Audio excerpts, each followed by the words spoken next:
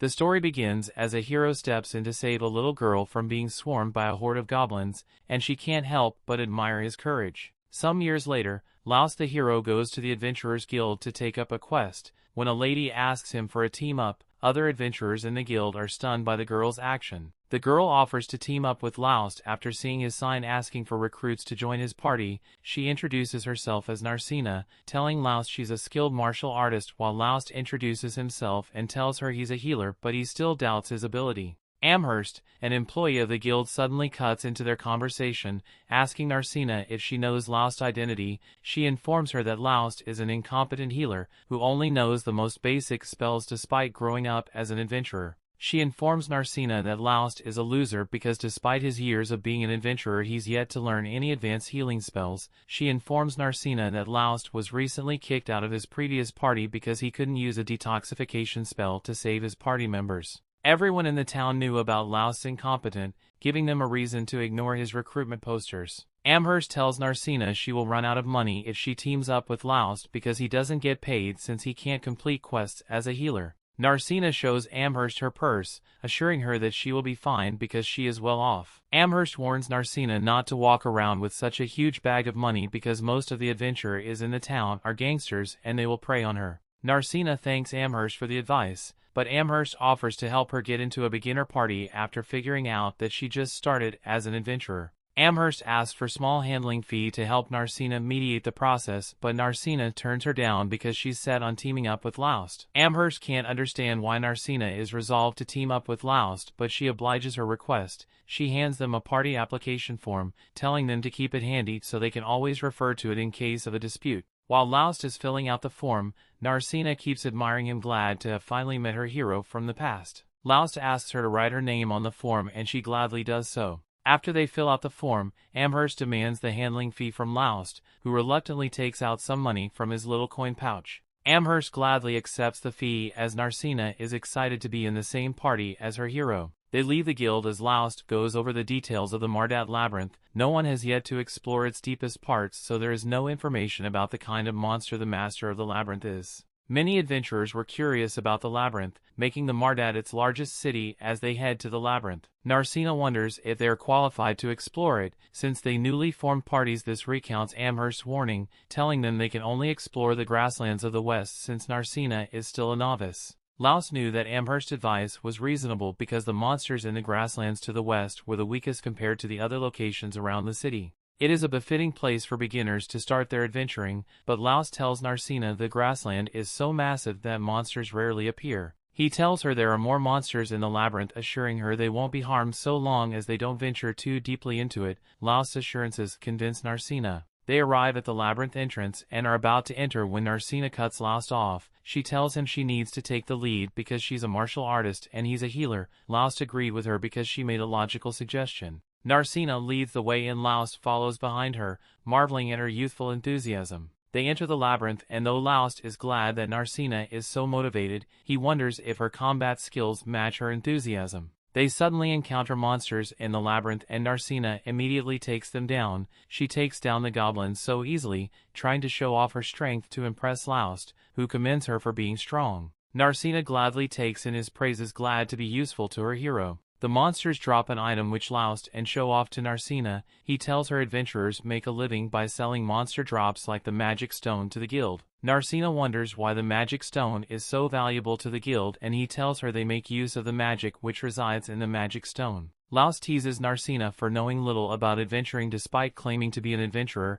Narcina confesses that she's not very good at studying because she would rather have a practical approach. They gather the magic stones together and Narcina wonders how much she can get from selling them, but Laost tells her they aren't worth much because they are drops from goblins. He tells her the only way to get more valuable stones is to defeat more powerful monsters in the labyrinth. Laost was content with the drops they had gotten because it was enough to pay the bills for that day. He asks Narcina if she wants to explore the labyrinth further and she enthusiastically answers, telling him she wants to go further. She promises to protect him in an emergency, assuring him that no harm will come to him. Her answer convinces Laost, so they keep exploring the labyrinth. They are walking down the labyrinth corridors when Laust suddenly pulls Narcina back. Narcina is so surprised that she wonders what happens, so Laust points at the labyrinth floor. He demonstrates that the floor was booby-trapped and Narcina is impressed. He figured out it was a trap. He points out that the color of the floor was different and Narcina tells him she didn't notice. She wonders how a healer was able to find a trap, which is supposed to be a thief's job, and Laust tells her it's from the experience he's gotten from working for a long time. They keep exploring the labyrinth and crouch down to avoid being seen when by a patrolling half-orc. Laust wonders why a mid-level monster is in the upper level of the labyrinth because it is unusual for them to appear there. Narcina suggests that they turn tail and run away since the monster outclasses them, but Laust assures her they stand a chance against it if they combine forces. Narcina agrees to battle the monster, so they come out to face it. Narcina rushes at the monster, who takes a swing at her, but she dodges. She jumps into the air and lands a kick on the monster, hurting her legs because the monster's skin feels like a brick wall. The monster raises its club to attack again and Narcina takes advantage of its slow movements. She dodges the monster's attack but gets distracted by some flying debris that scratches her. The monster attacks again and she blocks it just in time to avoid taking damage, but the monster corners her. The monster attacks, swings its club once again, certain it's going to get a guarantee hit, and Narcina accepts her defeat, but Laust steps in to save her. Laust defeats the monster with his sword, triggering memories of when he saved her several years ago.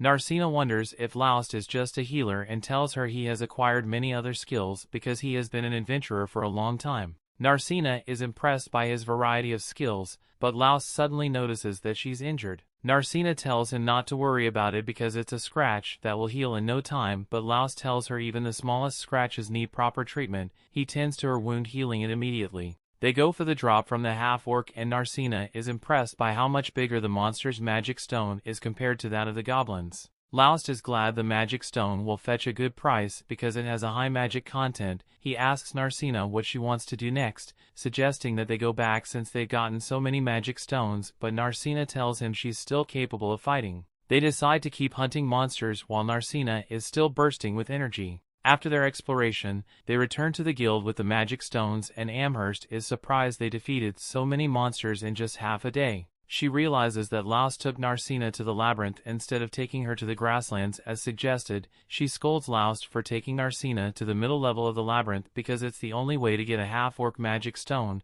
but Laust tells her they only explored the upper levels. Narcina backs him up, telling Amherst that Laust didn't let her explore the labyrinth further than the upper level despite insisting on it. Amherst is convinced that Laust is innocent, so she gladly accepts the magic stones and joyfully goes to the back to sort out their payment. Narcina wonders why Amherst is so happy in Laust, tells her the guild employees get a raise when they turn in the magic stones returned by the adventurers they are responsible for. Amherst sweet-talks Narcina into working harder to obtain more magic stones so they can always get a raise at the guild. She hands Laust their payment and Laust is surprised by how much they get from a single expedition. Laust still can't believe he gets so much money from the magic stones because the payment is 10 times what he has ever made. Even if he splits it in half and gives Narcina her share, it suddenly dawns on him that his former party ripped him off heavily. Amherst points this out to Narcina, who is furious, reminding Amherst that she was supposed to help settle monetary disputes between party members. Amherst tells her they can intervene if Laust pays the fee, but Laust decides to let things go because he now has a new party. He decides to forget the past and focus on his new party. They leave the guild, but Hansam, the guild master, walks out of his room and silently observes as they go. Amherst gleefully takes inventory of the magic stones in her possession when Hansam suddenly walks in on her. He asks her if she helped Laust find a new party and she tells him she can't sweet-talk anyone into teaming up with Laust because everyone knows he's a fraud. She informs him that Narcina decided to team up with Laust because she felt a special connection to him. Hansam gets a description of Narcina from Amherst and leaves her to her magic stones. Laust and Narcina walk into an inn and the waiter greets them. The waiter recognizes Narcina as Laust's new party member and Laust is surprised that news of his partnership with Narcina has already spread all over the city. The waiter tells him everyone was surprised that someone as incompetent as him was able to get a new party member. Laust shrugs off the blow to his reputation and makes a reservation for dinner and a room. Mary, the inn owner, asks them if they will be sharing a room and Narcina looks forward to sharing a room with Laust, but he dashes her hopes by making a reservation for 2 rooms. Mary serves them dinner before showing them to their room and Laust thanks her for her service. They go into their separate rooms after exchanging good nights, and Narcina slumps on her bed. Narcina recalls when Laust saved her when she was much younger. After Laust healed her wounds, Narcina swore to become an adventurer just like him and protect him in the future. From that day, she trained to become an adventurer, waiting for the day he would meet Laust again. She immediately traveled to the city after hearing that Laust had been kicked out of his previous party so she could form a party with him. She is content with how things turned out, and though she is happy that they were able to form a party and defeat monsters together, she is disappointed that Laust didn't recognize her. She figures out that Laust couldn't recognize her because her physical appearance has changed since she first met Laust some years prior. She realizes that Laust doesn't need her help because he has become much stronger than he was when they first met, which makes her sad. She snaps out of her misery and encourages herself to continue what she has decided to do. She renews her resolve to protect Laust whatever the cost. She didn't want to conclude that she came to the city for nothing, so she put her doubts behind her. She gets ready for bed, but something bothers her. She can't help but wonder why the townsfolk think Laust is so incompetent despite his overwhelming strength. The story continues. We see in the past when Laust was still part of Lightning Blade. The party was up against a Hydra and one party member has already been injured by it, so it was Laust's job to heal her while the party leader held off the monster. Unfortunately, while Laust was able to heal a physical injury, the woman was also poisoned, so she asked if Laust could deal with the poison as well. Laust apologizes and tells her he can't actually get rid of the poison, so the woman gets pissed because that means she has to recover by herself. The leader asked her to stop complaining and get back into the fight already because he can't keep the Hydra busy forever, but with the poison still in her system, the woman is in no condition to fight. The leader asks Laust to get her back in shape, but Laust says he can't do it and that they should have brought an antidote potion with them. The leader argues that he didn't buy one because antidotes are expensive and that's supposed to be Laust's job as a healer.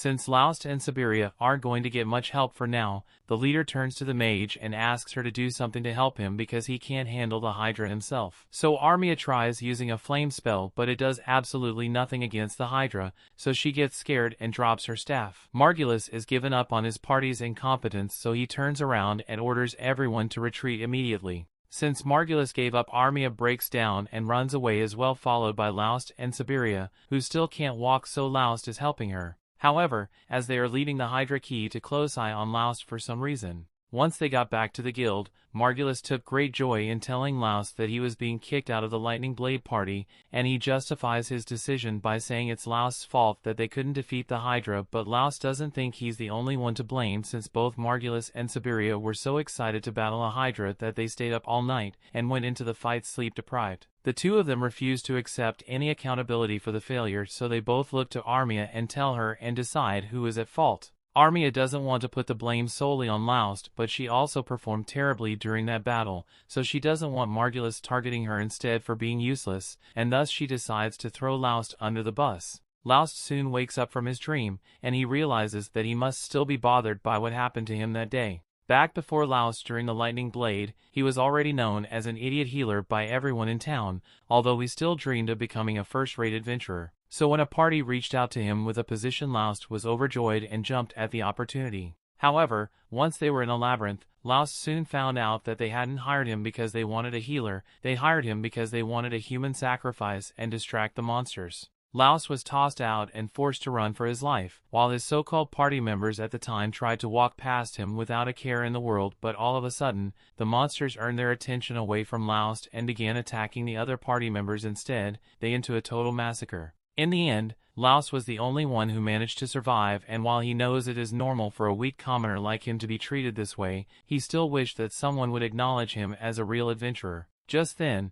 as he was walking home, came across a carriage that had been attacked by some goblins, and normally he wouldn't care enough to put himself in danger by helping, but he saw how scared the little girl looked, so he threw caution to the wind and ran down to defend her, even though he was just a useless healer. He did his best to fight off the goblins, but he still sucked at combat back then, so in a matter of minutes, Laust got knocked out by a club to the back of the head. Laust fully expected to die that day, but he eventually wakes up and finds the little girl standing over him. He wonders how he could possibly still be alive, but then he looks over and notices that the Knight's Order had shown up and defeated all the goblins. He went through all the effort of trying to act heroic, but in the end, it looks like he's still an absolute idiot no matter what he does. However, despite the fact that he didn't do much, the girl still thanked him because his actions brought enough time for the knight's order to make it here, and she thought it was really cool the way he jumped in to save her. Laos notice is a scratch on the girl's arm, so if he raises his hand to heal her injury and she's thankful for it, but Laos doesn't think he deserves any praise because low heal is the only thing he can actually do.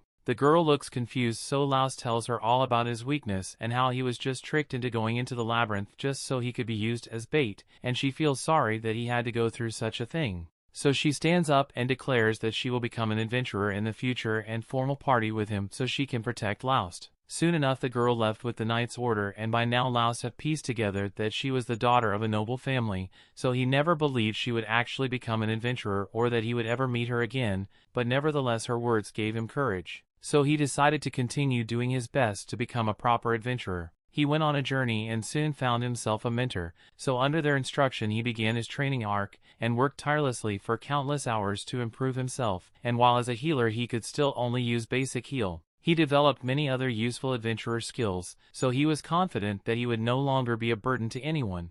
And upon returning to pursue his adventurer dream, the first party join was Lightning Blade, but we all know how that turned out, don't we? Still Laos is grateful to that girl, because if she hadn't said those kind words to him that day, probably would have quit being an adventurer once and for all that day. But it's not like he will ever get the chance to meet her again, and there's no way she would have actually become an adventurer like she said she would. Just then, Narcina knocks on his door, so Laos goes to answer and she tells him she was thinking about going down to get some breakfast, so she wanted him to come with her, and he happily agrees. After breakfast, they head down into the labyrinth again, and this time they are going for some of the lower floors. As they enter, Narcina spots an inscription in the ground, and it looks like it's a teleportation circle, although she has never seen one in person before. Laos explains that you don't find teleportation circles in every labyrinth, and this one was probably put here by magicians soon after the labyrinth was discovered, although he doesn't have much information about it. Narcina asks if they can use this to teleport to different locations, and that's technically correct, but there still needs to be a teleportation circle on the other side to exit from.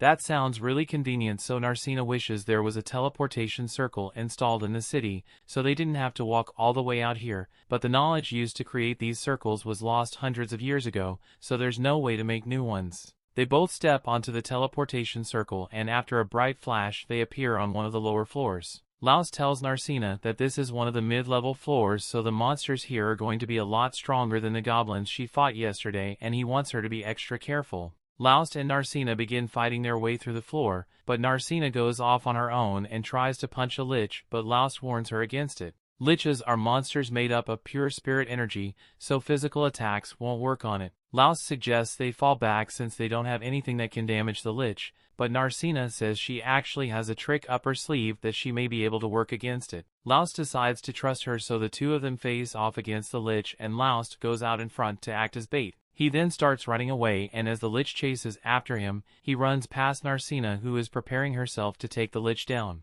All people possess a form of spirit energy within them called ki, and as a martial artist, Narcina has training enough that she's able to control the ki within her body and use it as a weapon by covering her fists with it. This way, when she goes to attack the lich, she punches a hole straight through it, and it soon disintegrates like any other monster and drops his magic stone. Laos runs over to check on her, and she seems perfectly fine, aside from the wounds she got on her arm. Laos tells her to stay still for a second because he wants to try something, so he pulls out a magic item that enhances the effects of healing spells, and uses it to heal Narcina's wounds. They head back to the guild together to show Amber the stones, and she is shocked that they managed to defeat a lich, but she is also excited for the commission she will get from this sale. Laos and Narcina get a lot more money than they were expecting, so they are in a really good mood and start heading back to the inn, but along the way, they run into a fight going on in the middle of the street. Things like this have been becoming more common over the years as more and more outlaws move into town to become adventurers, and they've been given all the honest adventures a bad name.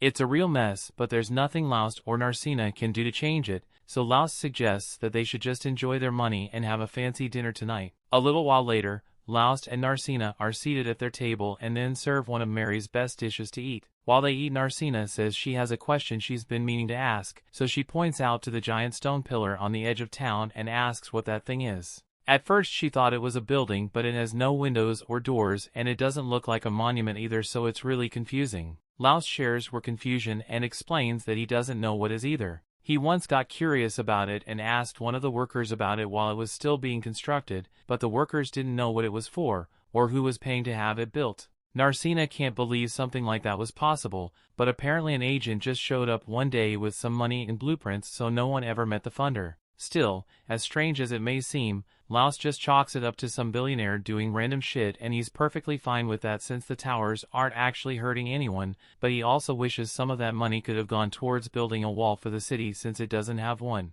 Narcina agrees that a wall for the city would be nice, but at the same time she doesn't think there's much to worry about since with the number of adventurers that live in this city, whether it is monsters or thieves that attack, she's sure it'll be able to fight off any threats. After dinner, they both head back to their room, but before Laos goes to bed for the night, Narcina calls him back. She clearly has something to say, but she can't bring herself to see it, so she just tells him goodnight and heads to bed. Inside her room, she jumps on her bed and is upset because she wanted to tell Laos that she wants stay in the same room as him, but she couldn't come out and say it because it was too embarrassing. In the other room, Laos is lying in bed with his mind at ease now that he has such a great party member. He was able to continue adventuring thanks to that little girl's motivation, and while he doesn't know if he will ever get to meet her again, he has a lot to thank Narcina for. In other news, Margulis has just found a new member for the Lightning Blade party, and while he seems really excited to have Lyra join the team, Siberia doesn't seem to like her very much, and Armia is too shy to make direct eye contact. Anyway, now that the team is complete again, Margulis is eager to head out and finally defeat that Hydra once for all. The story continues. We see the Lightning Blade party heads back to the swamp to confront the Hydra, and luckily, the Hydra hasn't grown its head back yet, so they won't have to do as much work. Margulis quickly comes up with a plan of attack and says he and Lyra will attack from the front, Armia will provide magic support, and Siberia will seek out from behind. He's just about ready to run out into the action, but Lyra calls a timeout because there's no way she can be on the front line of an attack as a healer. Margulis is confused because Laos always fought on the front lines with them, and Lyra can't believe they were forcing their former to fight out on the front lines, but Laos never seemed to mind. In fact, Siberia recalls that Laos sometimes got some really good hits in, and he was actually the one who cut one of the Hydra's heads off. Lyra is in disbelief after hearing this, but Margulis doesn't expect her to do something like that. If she says she can't fight on the front lines, he's fine with that, but to make sure he asks her if she is capable of casting the detoxified spell to counter the Hydra's poison, and that's something she can actually do, so Margulis tells everyone to get into position to slay the Hydra today. Back in town,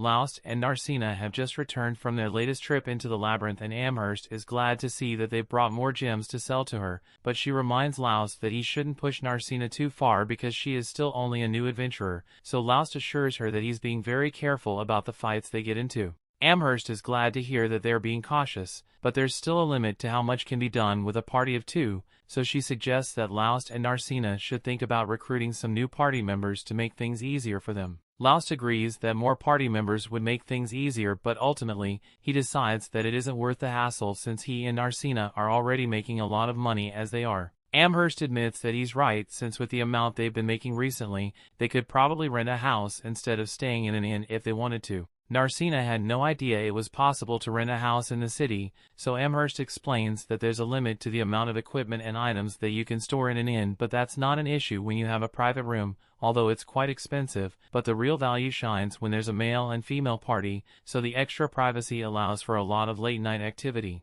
Narcina suddenly seems really interested in renting a private house for some reason, but seeing as Laos did not react, Amherst doubts late-night activity is a possibility in this case. Speaking of private houses, Laos recalls that Lightning Blade had a private house as well, although they forced him to sleep in the storage closet, so it wasn't very comfortable for him. Amherst laughs how badly Laos was getting mistreated, but if it makes him feel better, she lets him know that he was actually pretty lucky to have been banished from Lightning Blade. Ever since he was kicked out, Margulis and the rest of Lightning Blade haven't been able to accomplish a single mission. Margulis can understand why, but Lyra can clearly tell that he's too dumb to realize he isn't strong enough to handle a Hydra head-on. Margulis hears her, so he's about to start yelling again, but Lyra tells him to be quiet, otherwise she can't concentrate on helping Armia recover. Armia was badly injured and poisoned, so Lyra really does need to concentrate, and while she's doing that, Siberia tells Margulis that as much as she hates to admit it, Laos may have been more valuable than they gave him credit for. Even though he stuck to healing,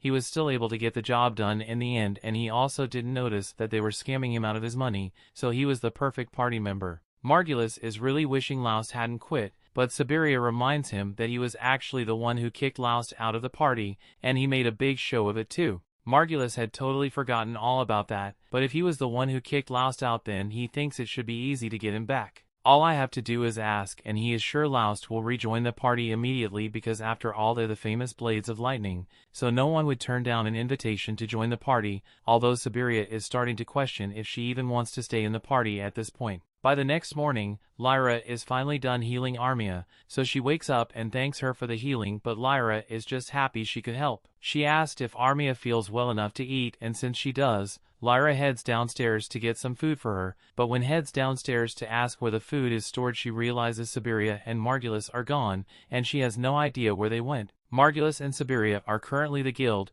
and Margulis loudly proclaims that he is willing to graciously allow Laust to return to his party. Once again, everyone stops what they are doing and stares in disbelief, and Laust is most shocked of all, so he asks Margulis to repeat himself because there's no way he could actually said something so dumb. Margulis repeats himself and Laust's ears weren't deceiving him, but he still doesn't know how to respond or such a ridiculous request. At the same time, Narcina and Amherst see what's going on, and Amherst explains the blonde guy is the leader of the party that kicked Laust out, and now he's trying to get to come back by acting condescending. Laust obviously isn't amused with Margulis's speech, but before he can say anything, Margulis assumes he might be upset about the fact that they scammed him out of his pay while he was in their party, so Margulis apologizes and acts like it was an honest accident. He promises that Laust will get a fair share this time around, plus they could really use his help since the new healer Margulis hired isn't very useful in combat. Siberia thinks there's no way Laust will actually agree to Margulis' request, but to her shock, Laust actually thanks Margulis for the offer.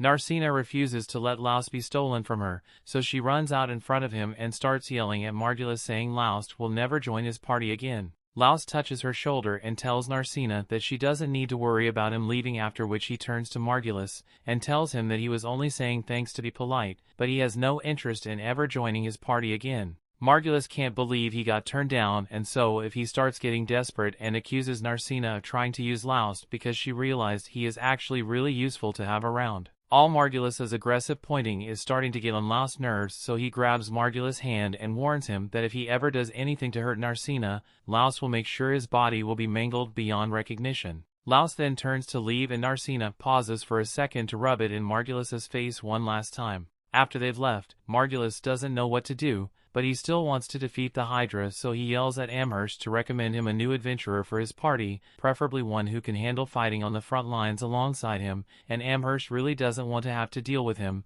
but it looks like she won't have to because an adventurer walks out from the crowd. And this dude looks like he completed all the side quests before coming here. The mysterious man offers to join his party and asks if Margulis is satisfied with his level of strength. Margulis checks the guy out and he definitely looks strong, but to make sure, he's going to have to test his sword skills. He draws his sword and charges at the man, but with a simple swing of his sword, the man instantly disarms Margulis and makes him look stupid in front of the entire guild. After recovering from the embarrassment, Margulis says he will accept the man into his party. However, Siberia doesn't think it's a good idea to trust a man who wears a mask all the time, but Margulis says they have no choice, because if they don't defeat the Hydra, Lightning Blade reputation as a strong party will sink like a rock, so he walks out to the guy and asks for his name, so the guy tells in his name the Seek. Back at Laust and Narcina's inn, Narcina is checking herself in the mirror when she hears someone knocking on Laust's door, so she goes out to check who it is and finds Sheila at Laust's door. For some reason, her first thought is that Sheila is trying to make a move on Laust, but after thinking about it for a bit, she realizes that couldn't be possible. Once Laust finally opens the door, Sheila informs him that he has guests waiting for him downstairs, which is surprising, but Laust decides to go meet with them to see what this is about. Once he gets downstairs, Laust and Narcina meet with Armia and Lyra, and while Armia feels bad for coming at him with such a brazen request, she asks Laust if he could come and help them just this once. Margulis still intends to go after that Hydra and even hire a new warrior to help with the mission, but Lyra doesn't think it's going to be enough to win. For one thing, Margulis is still too stubborn to buy an antidote potion because it costs money, and he's never going to realize how reckless he's being until someone ends up dying because of him. Armia knows it's too late to apologize now, but she acknowledges how strong Laust is because if he hadn't cut off the Hydra's head last time they fought it, the entire party would have been wiped out. Laos still doesn't think he did all that much, but Lyra points out that the party struggled to survive against the Hydra that have lost 2 heads already,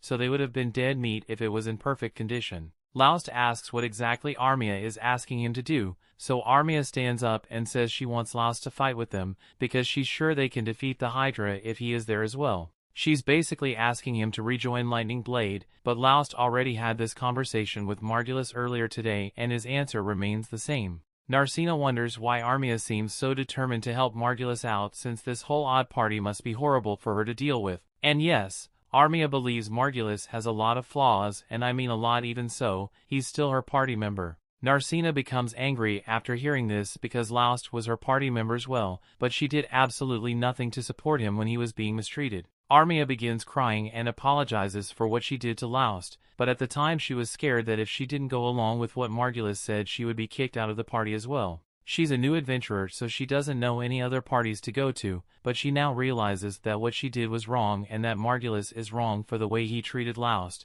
But even though she doesn't agree with Margulis's way of doing things, she still doesn't want him to get himself killed in an unwinnable battle. Lyra tells Laos that Armia is serious about her apology and she's been agonizing over it for a long time, so while she understands Laos can decline the request, she asks that he at least consider accepting Armia's apology. Laos gets up and tells Armia that he holds no grudge against her, so he will accept her apology, but he still has no intention of returning to Lightning Blade. Armia is disappointed, but she accepts his answer and says she won't bother him about it anymore. Just then, Mary comes over and she's brought a whole feast to cheer Armia up since she looks like she hasn't been eating well. While Armia is eating, Laos talks with Lyra and asks if there is any way for her to take Armia and leave Margulis' party, but if she could have done that she wouldn't have come here in the first place. Laos knows how Margulis treats people, so he suggests that Lyra should lead his party anyway, but Lyra refuses to do that since she would be leaving Armia to defend for herself under the leadership of that idiot. The next day,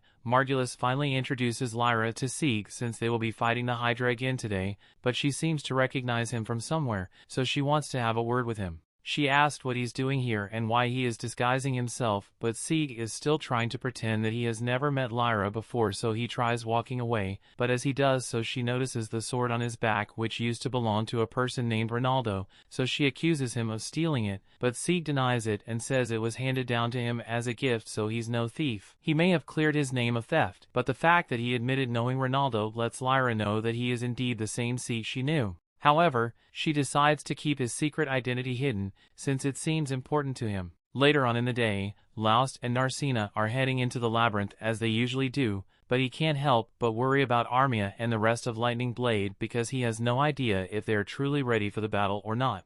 The story continues. We see Narcina tears through some works the same way you tear through a bag of Cheetos at 3 a.m. Our blue-haired bombshell of a heroine demonstrates exactly why she's the perfect partner by single-handedly dispatching the entire group of monsters with ease. Laos is impressed, but Narcina already eager for the next challenge. Unfortunately, Narcina lost her Ozempic prescription and she's hungry, so the next challenge ends up being lunch. The two find the perfect spot on the dirty dungeon floor, but instead of bringing some packed sandwiches, Narcina surprises Laos with a huge feast. It turns out that Betty Crocker forced them to take the leftovers from earlier, but somehow Laos didn't notice Narcina bringing the giant box of food. As they stuff their face holes, Laos explains what kind of monster his old teammates are up against. The Hydra is a truly terrible foe, with more muscles than a JoJo protagonist, and a body covered in scales strong enough to deflect both physical and magical attacks. As if being indestructible wasn't enough, it's also filled with protagonist-killing poison. These dragons are somewhat rare, but among other monsters of its caliber, it's the most common. Thanks to this, the Hydra has been studied extensively by past adventurers, and they have come up with a number of methods in order to deal with it. Its poison will have anyone spraying blood from both ends, like they just ate a Taco Bell taco filled with broken glass, but luckily there's an antidote available for purchase. It's rather expensive, however, which is why Laost's old broken team didn't have one before. Laos explains that his old team will have to rely entirely on their new healer's detoxifying magic. Narcina can't help but feel a little nervous hearing all this, but Laos soothes her fears when he describes the kind of people in his old team. Its leader Margulis may look like the free hero you get in mobile games, but he's actually a really exceptional swordsman. As long as he doesn't run for his life and doesn't underestimate his opponent, Margulis can be quite formidable. Laos also knows Siberia that she has top-notch speed and agility. Her talent for stealth could be enough to sneak up on any monster, even one with as many heads and eyes as the animators decided to slap onto this thing called a Hydra. Narcina doesn't like hearing Laust speak so highly of his old squad because they dropped him, the same way you guys drop an anime after the first filler episode. However, Laust says that the only language he knows is the truth, so Narcina keeps her opinions to herself now. Instead, she mentions how tired she's getting challenging the same dungeon day after day. Laust agrees that it might be time to move on, and Narcina excitedly brings up the wetlands that are not too far away. Meanwhile, in the wetlands not too far away, we join Lightning Sword. They're in the middle of fierce combat with the Hydra that looks like it was solely created to remind side characters that they're not main characters. Margulis manages to land a cutting blow against one of the many heads, and their latest member Seek follows that up with a slash of his own that nearly decapitates the beast. Pressing his advantage, the masked swordsman readies another assault, but as his blade reaches the beast, he pulls back and retreats. Margulis angrily calls him out for not finishing the job, but Seek counters by asking if Margulis would really be alright with him taking all the glory for himself. He believes that Margulis, the trophy man, deserves this trophy for himself. After all, Margulis the Hydra Slayer does have a better ring to it than all his other stupid nicknames. Eager for me to stop making fun of him, Margulis charges headlong at the monster, but he's quickly sent packing after his foolhardy attack. Lyra's busy treating their rogue, but she can't believe that their brain-routed leader is charging straight at the monster. He has no chance because the dragon's basically a walking tank with more blackheads than Siberia's back. Lyra continues to complain, but Siberia says that's just who he is. She likes bad boys and she finds his stupidity rather charming. With her injuries healed and her terrible choice in men, the rogue rushes back to make more poor life choices. Just then Lyra's attention shifts to Seek, who seems to be merely observing from a distance, and she wonders what he's planning. The fight has dragged on for a while now, and the Hydra is beginning to slow down. Siberia's distractions allow Margulis to deal considerable damage, and in this world with no child labor laws, Armia is working overtime with their magical assault.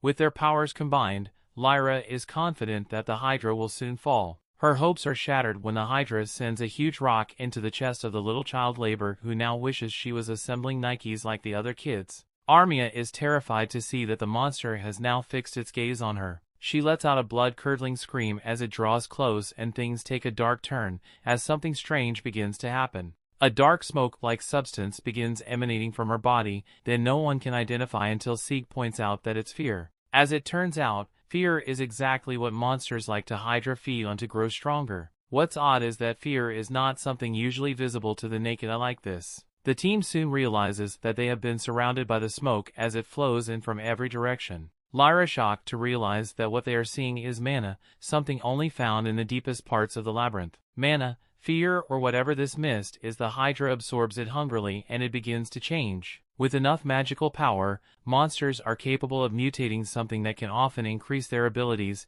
and turn them into even more terrifying opponents. Unfortunately, instead of transforming into something truly creative, the low-budget anime studio just changed its color and throw on some more heads. Still, the beast is several times more powerful than it was before, and Lyra never imagined that she would see a transformation happen in real life. There is no way for Lightning Sword to beat this new and improved monster, so Seek tells Lyra to take care of the mage and Margulis it is time to retreat. Margulis, the legendary Hydra Slayer, does not retreat however, he charges forth once more intent on taking at least one head as his prize, but as his blade makes contact with the Hydra scales, it cracks and snaps in two, completely failing him like the cheap gaming mouse you bought fails you right in the middle of a match. Left defenseless, Margulis nearly finds a new home at the back of the Hydra's throat, but Laust appears to save him just in time. Margulis is shocked to see his old teammate, but there isn't much time to talk. With Narcina's help, the two manage to drive back to Hydra, but Laust is needed somewhere else. Seek points out that Laust is a mere healer and sends him off to go treat Armia while he holds the beast back. Lyra has used up all her side character points so she can no longer help their fallen mage. Luckily, Laust arrives with plenty of his plot armor tokens, so he uses his humble heal ability on Armia. Lyra exclaims that the basic heal spell won't nearly be enough, but she is stunned to see him use another, and then another heal on top of the. Lyra is confused and wonders if Laust is glitching out as he says heal a bunch of times, but Siberia explains that Laust is just doing what he always does by layering heals. Even the Golden Boy says that this is pretty common for Laust, but to Lyra, that makes no sense whatsoever. Putting a band-aid over an injury helps, but putting 10 band-aid on top of the first doesn't make the wound heal any faster. Fortunately, this not be known at all, it's proven quite wrong when Armia reawakens thanks to Laust. Lyra can only wonder just who Laust really is, and Armia thanks him for keeping her alive, so she won't be fired for leaving work early. Nearby, Sieg has done what he can to hold the Hydra, but it appears that the monster has been waiting for Laust. It's as if it remembers him and now wants revenge. Thankfully, Narcina and Sieg there to help as the three ready themselves for the dangerous fight ahead. The rest stand back and decide to watch from the sidelines while the real heroes go to work. The great Hydra Slayer has no complaints either, but only because his sword is broken, not because he's a coward. The intense fight begins as Narcina lands a stunning punch, and Laust capitalizes on the opening she provides. Meanwhile, Sieg's great sword cleaves a head clean off in a single stroke. Margulis is shocked to see that his blade didn't break, but Lyra explains that it's a magical sword. Margulis is stunned because he has heard of this legendary blade, and it's way better than his pathetic sword that his girlfriend always laughs at. Just then a costly mistake by Narcina sees one of her strikes countered by the Hydra, and she is thrown to the ground. Disturbingly, the monster doesn't attack, but instead seems to take her hostage and dares Laust to fight it one-on-one. Lyra comes in with more epic world building by explaining that monsters don't just get stronger when they mutate into slight variations of themselves, and they get smarter too. This monster now has more intelligence than one head than their entire party, and its heart is full of vengeance. Laust is no punk, so he tells everyone to stay back and he accepts the challenge. Laust dashes forward with the scene quickly cuts to a disappointed old man. When we return to the fight,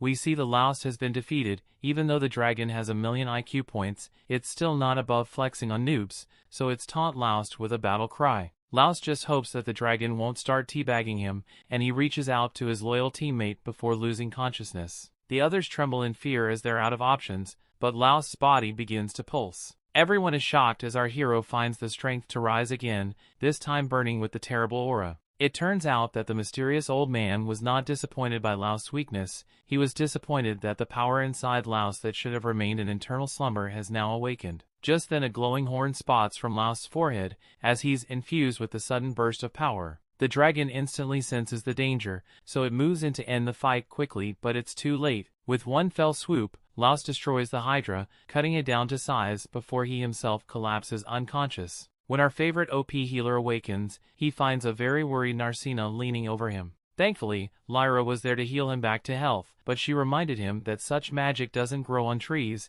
and she'll be sending him her bill later, and it might hurt more than the Hydra. She asked what all that horny business was earlier, but Laust has no clue what she's talking about. Regardless, Laust's old teammates change their attitudes faster than you change clothes after realizing you haven't showered for a week. Margulis is delighted to realize that his good buddy Laust is so strong, and he's convinced that with him at their side, they could even beat the master of the labyrinth himself. Siberia reminds him that no one has even seen the master and says that they should slow down a bit. For the time being, they can sell all the magical stones they gathered after defeating the Hydra. Such a haul split between the three of them is enough to make them all quite rich. Laust points out that more than 3 people helped, but that's not how the lightning sword operates. Margulis deems that the 2 newbies on the team hardly did enough to earn a share, and he thinks that it's simply Laust's trophy waifu. Margulis then declares that he, Siberia and Laust can claim the prize for themselves, and even poor Armia isn't included because child labor is cheap anyway. The evil Margulis even goes as far as to suggest that Armia might never wake up, so they might as well just sell her for some extra coin, considering how useless she is as a mage.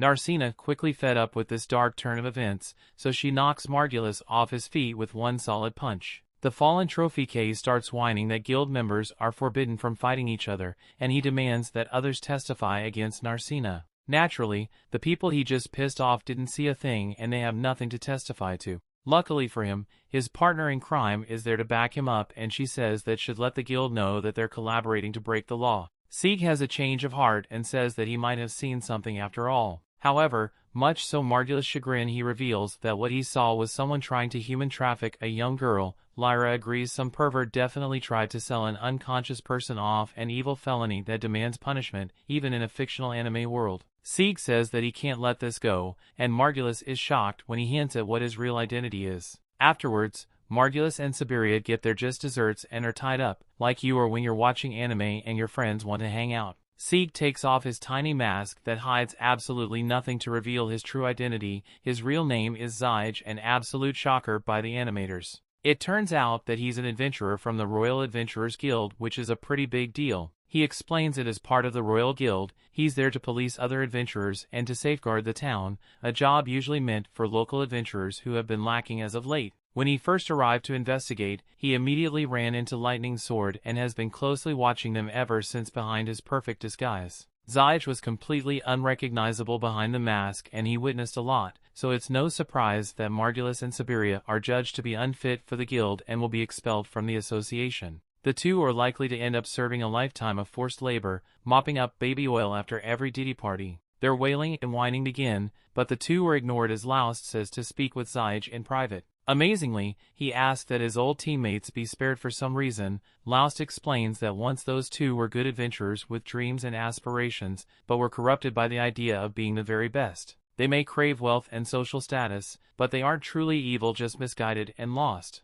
Laust's speech works way better than mine does when trying to get out of a speeding ticket, so Zyge agrees and releases the two of them. However, he makes sure that they understand that he might always be watching, and they will never know it because he will be wearing his mask again. The lucky pair doesn't need any more convincing and quickly run off, hopefully right out of this story for good. Zyge explains that even if they had been expelled, they would only go on being their devious selves, trying to human traffic anyone they came across. This way, as adventurers, the guild can keep an eye on them. However, Amherst isn't so sure about that. Keeping tabs on those two might have been easy in the capital city, where high-level adventurers hide their identity using sophisticated disguises, but this is just a small town and they don't have those kinds of resources. Zyge agrees and suggests that he stay a while to make sure that things stay on the level around here. With all that said and done, Narcina isn't feeling the best about what just happened. She regrets convincing Laust to help his former teammates, but Laust isn't worried. He may still have feelings for his team, but he feels good about the way things ended and has no regrets. He actually thanks Narcina and asks her to keep being his partner, to which he happily accepts. That night, Zyge and Lyra discuss his true mission. As Zig explains it, he's here to investigate the town in light of all the mutations going on, like the Hydra they just brought down. It turns out that he used another disguise on top of his old one to hide from even the higher-ups. It was a mustache and practically wiped his existence off the face of the earth. With the information he gathered, he thinks that the Adventurers Guild is directly responsible for the mutations, and he even suspects that the boss in charge might be behind it all. He asks Lyra to help him and to form a party together like they did in the old days. Lyra, while hesitant, agrees on one condition: Armia the mage has to join the party too. Zyge welcomes a new addition and says that he's going to need all the help he can get, especially now that he has witnessed the kind of monster-like strength Laust displayed in their fight. Someone like Laust demands all of their attention. The story continues. We see the next day, Sieg and the others meet up with Laust and Narcina for breakfast, and they tell them about their decision to form a party together. Narcina is surprised to hear this, but their party composition is pretty balanced since they have a warrior,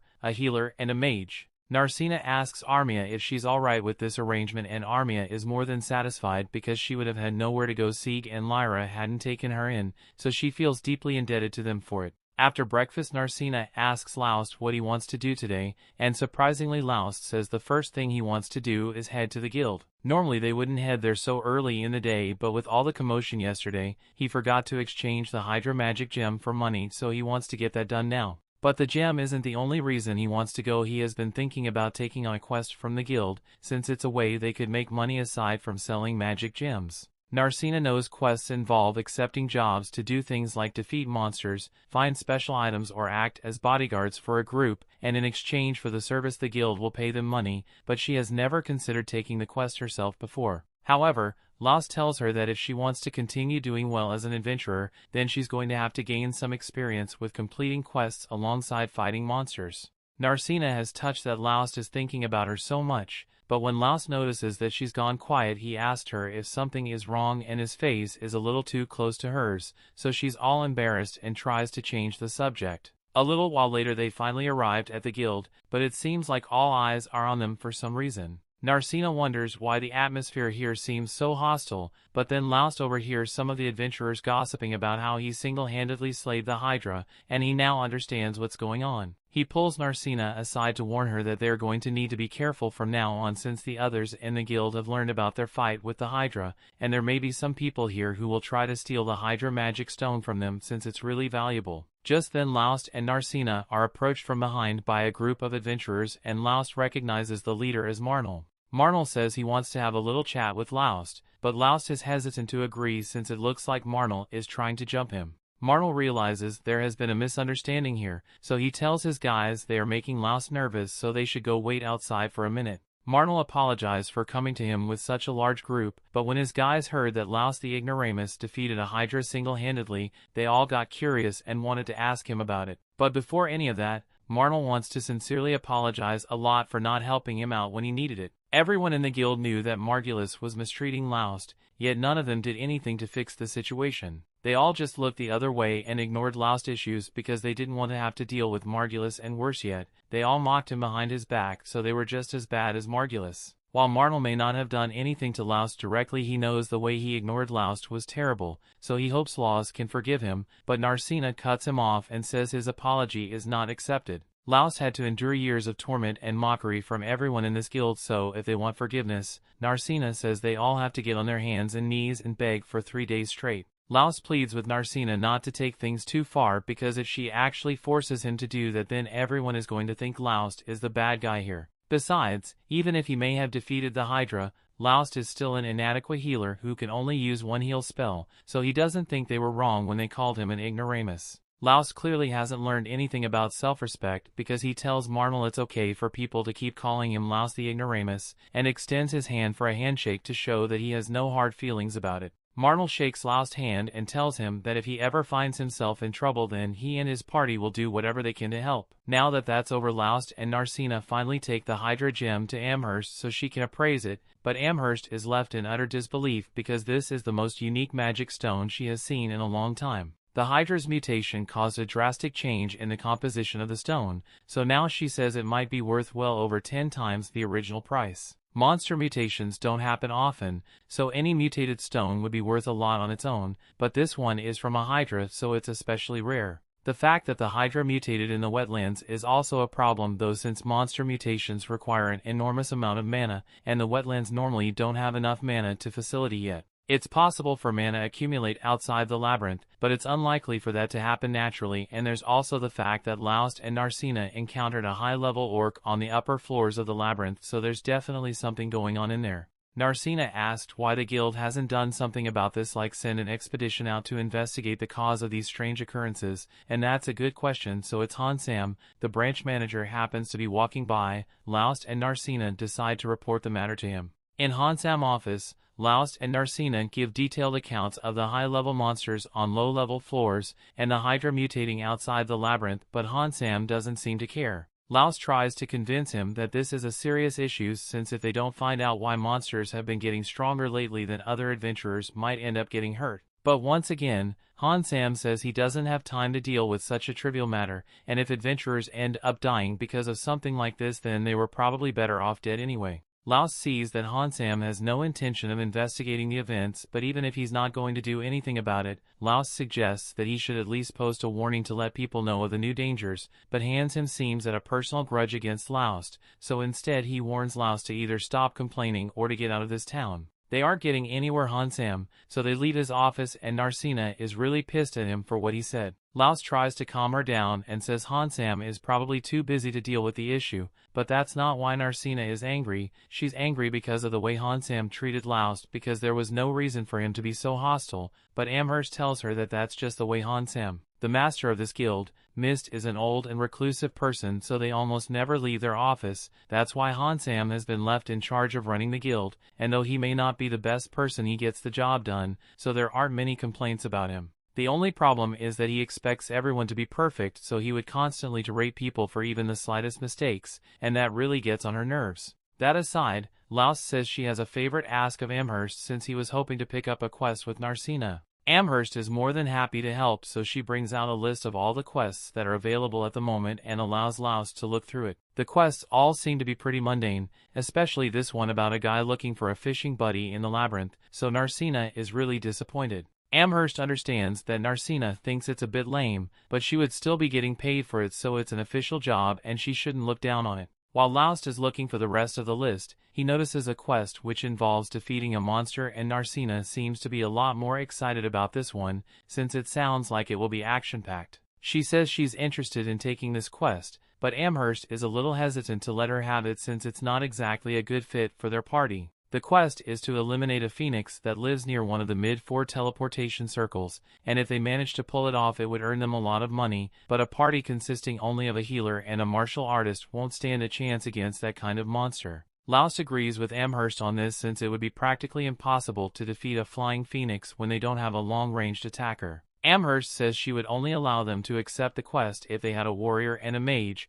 as well as another healer to use area heal to help everyone recover. Laust thinks about it for a second, and he just so happens to know party with a warrior, a mage, and a healer that could help with this quest. A little while later Laust meets Sieg and the others to discuss the Phoenix subjugation mission, and both Lyra and Sieg seem to be on board with the mission, especially since it would make it easier for Sieg to keep an eye on Laust. Before they agree anything though, Lyra asks Armia if she's willing to partake in the mission, and Armia says she doesn't mind, but she asks Laust if he's sure he wants her to be a part of the group after the way she treated him. Laust says he's not mad at her for what she did, and as long as she acknowledges that the way she acted was wrong, he feels like he can trust her to do better in the future. Now that they've agreed to work together, they need to begin preparing for the mission, so everyone heads to the market and starts shopping for the gear they will need. After shopping for a while, Laust tells Narcina that he wants to stop by a medicine shop so he can get a few medicinal creams because burn wounds heal a lot faster if you use medicine on them, in addition to healing magic. Narcina is amazed by how much Laust knows about being an adventurer, but because he's so knowledgeable,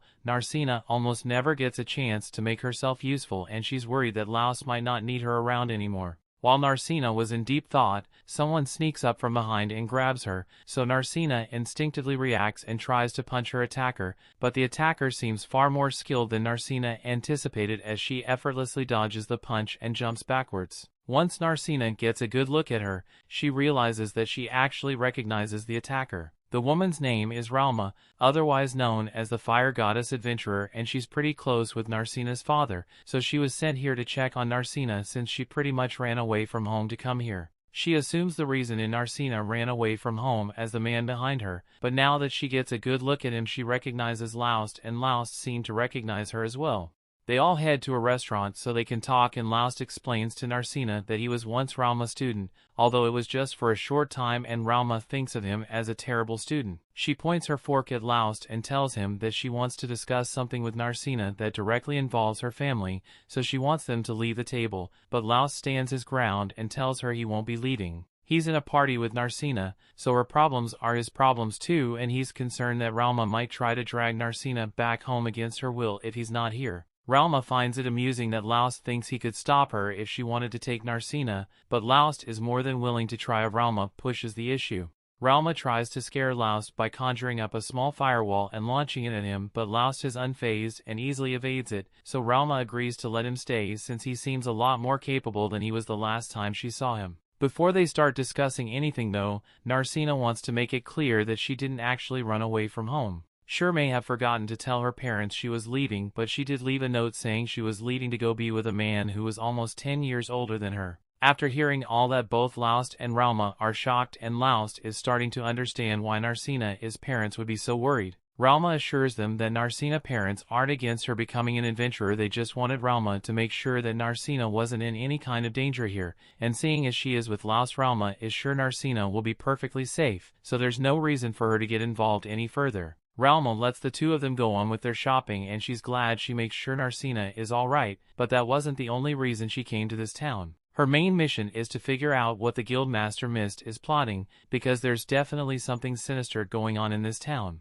The story continues. We see our group makes their way into the labyrinth with the teleportation circle, and Narcina is on guard the second they come out. But to her surprise, the Phoenix is nowhere to be seen. She thought they would have to fight it as soon as they got here, but Laust tells her the Phoenix wouldn't fit in here. Phoenixes aren't necessarily giant monsters, but the passageway it's too small for any phoenix to crawl through. So the group is going to head a little deeper into the labyrinth to find it. Monsters with wings don't like cramped spaces like these, but the group eventually comes across a wide open area which looks exactly like a phoenix of preferred habitat. According to the info Lyra got about this place is apparently newly discovered, meaning there is a lot of unexplored paths and unclaimed treasure to be found in both Narcina and Armia are excited to hear that, but there's one problem. The Phoenix is in the way of the unexplored territory, so no adventurers have been able to go in, which is why the guild put out a bounty on it. Laust examines the area and finds some scorch marks on one of the broken pillars, so now that he has confirmation that the Phoenix was indeed here, he throws a rock out into the room to make noise and lure the Phoenix to his location.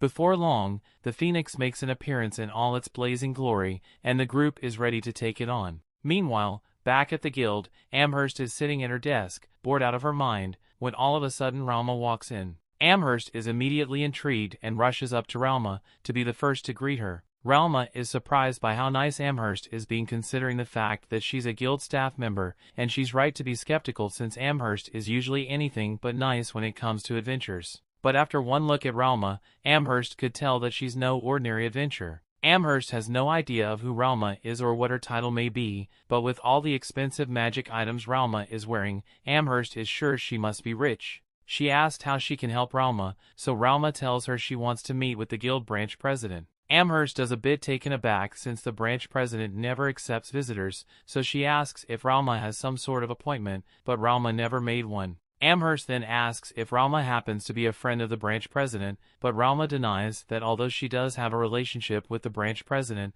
but it's more like she wants to kill him. After Ralma says this, Amherst says she can't help since Ralma just admitted to trying it to the branch president. Her nice act also disappears as she starts calling Ralma an idiot, but Ralma doesn't have time to deal with this, so she decides to just commit arson and get it over with already. Amherst runs away and Ralma starts aiming for the branch president's office, but before she fires her shot, Hansam walks up behind her and stops her. He tells Ralma that she can talk to him if she needs anything, and he also informs Amherst that Ralma is known as the fire god, and if she wanted to, she could turn everyone in this building to ash, so Amherst better leave before she makes Ralma mad again. Back in the labyrinth, the Phoenix hasn't come down at all, so neither the swordsman nor Narcina are going to be able to attack it. With how things are going, Laust wishes he had brought a bow instead of the sword, but Narcina thinks they should be fine since it's not like the Phoenix can attack them from way up there. She was wrong, the Phoenix totally can attack from that distance, and it aimed its fireball straight at Narcina,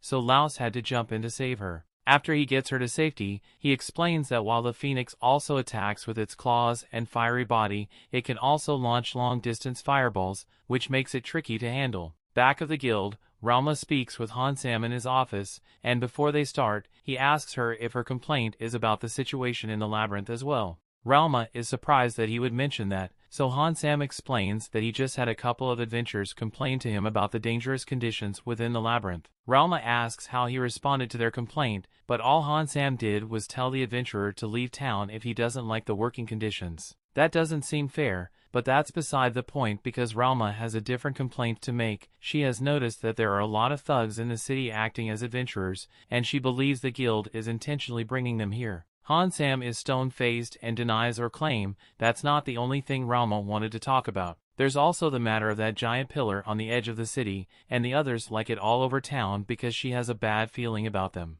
Hansam denies knowing anything about that, but Ralma accuses him of lying because for adventurer towns like these, the guild branch president is basically the king, so there's no way that Hansam would be acting guild president and not have any idea about what those towers are. Hansam asks her if she's got any proof of her claims because if not, she should just leave if she doesn't like the situation here. That's another reason Ralma is suspicious because not only did the guild bring those borderline criminals as adventurers, all the decent adventurers who complain about the guild actions are told to leave the town. Ralma is just speculating here, but she thinks the guild might be planning something that involves sacrificing a bunch of adventurers in this town, so they are filling with criminals who no one would miss, and telling all the decent people to leave instead, and that sounds a lot like someone is planning a labyrinth rampage. Down in the labyrinth, the group is still having trouble dealing with the Phoenix and its fireballs. So far, none of them have been hit. But with all this fires, sooner or later all the oxygen in the room is going to be burned up, and they won't be able to stay any longer if that happens. Right now the Phoenix is just trying to drive them out to protect his territory,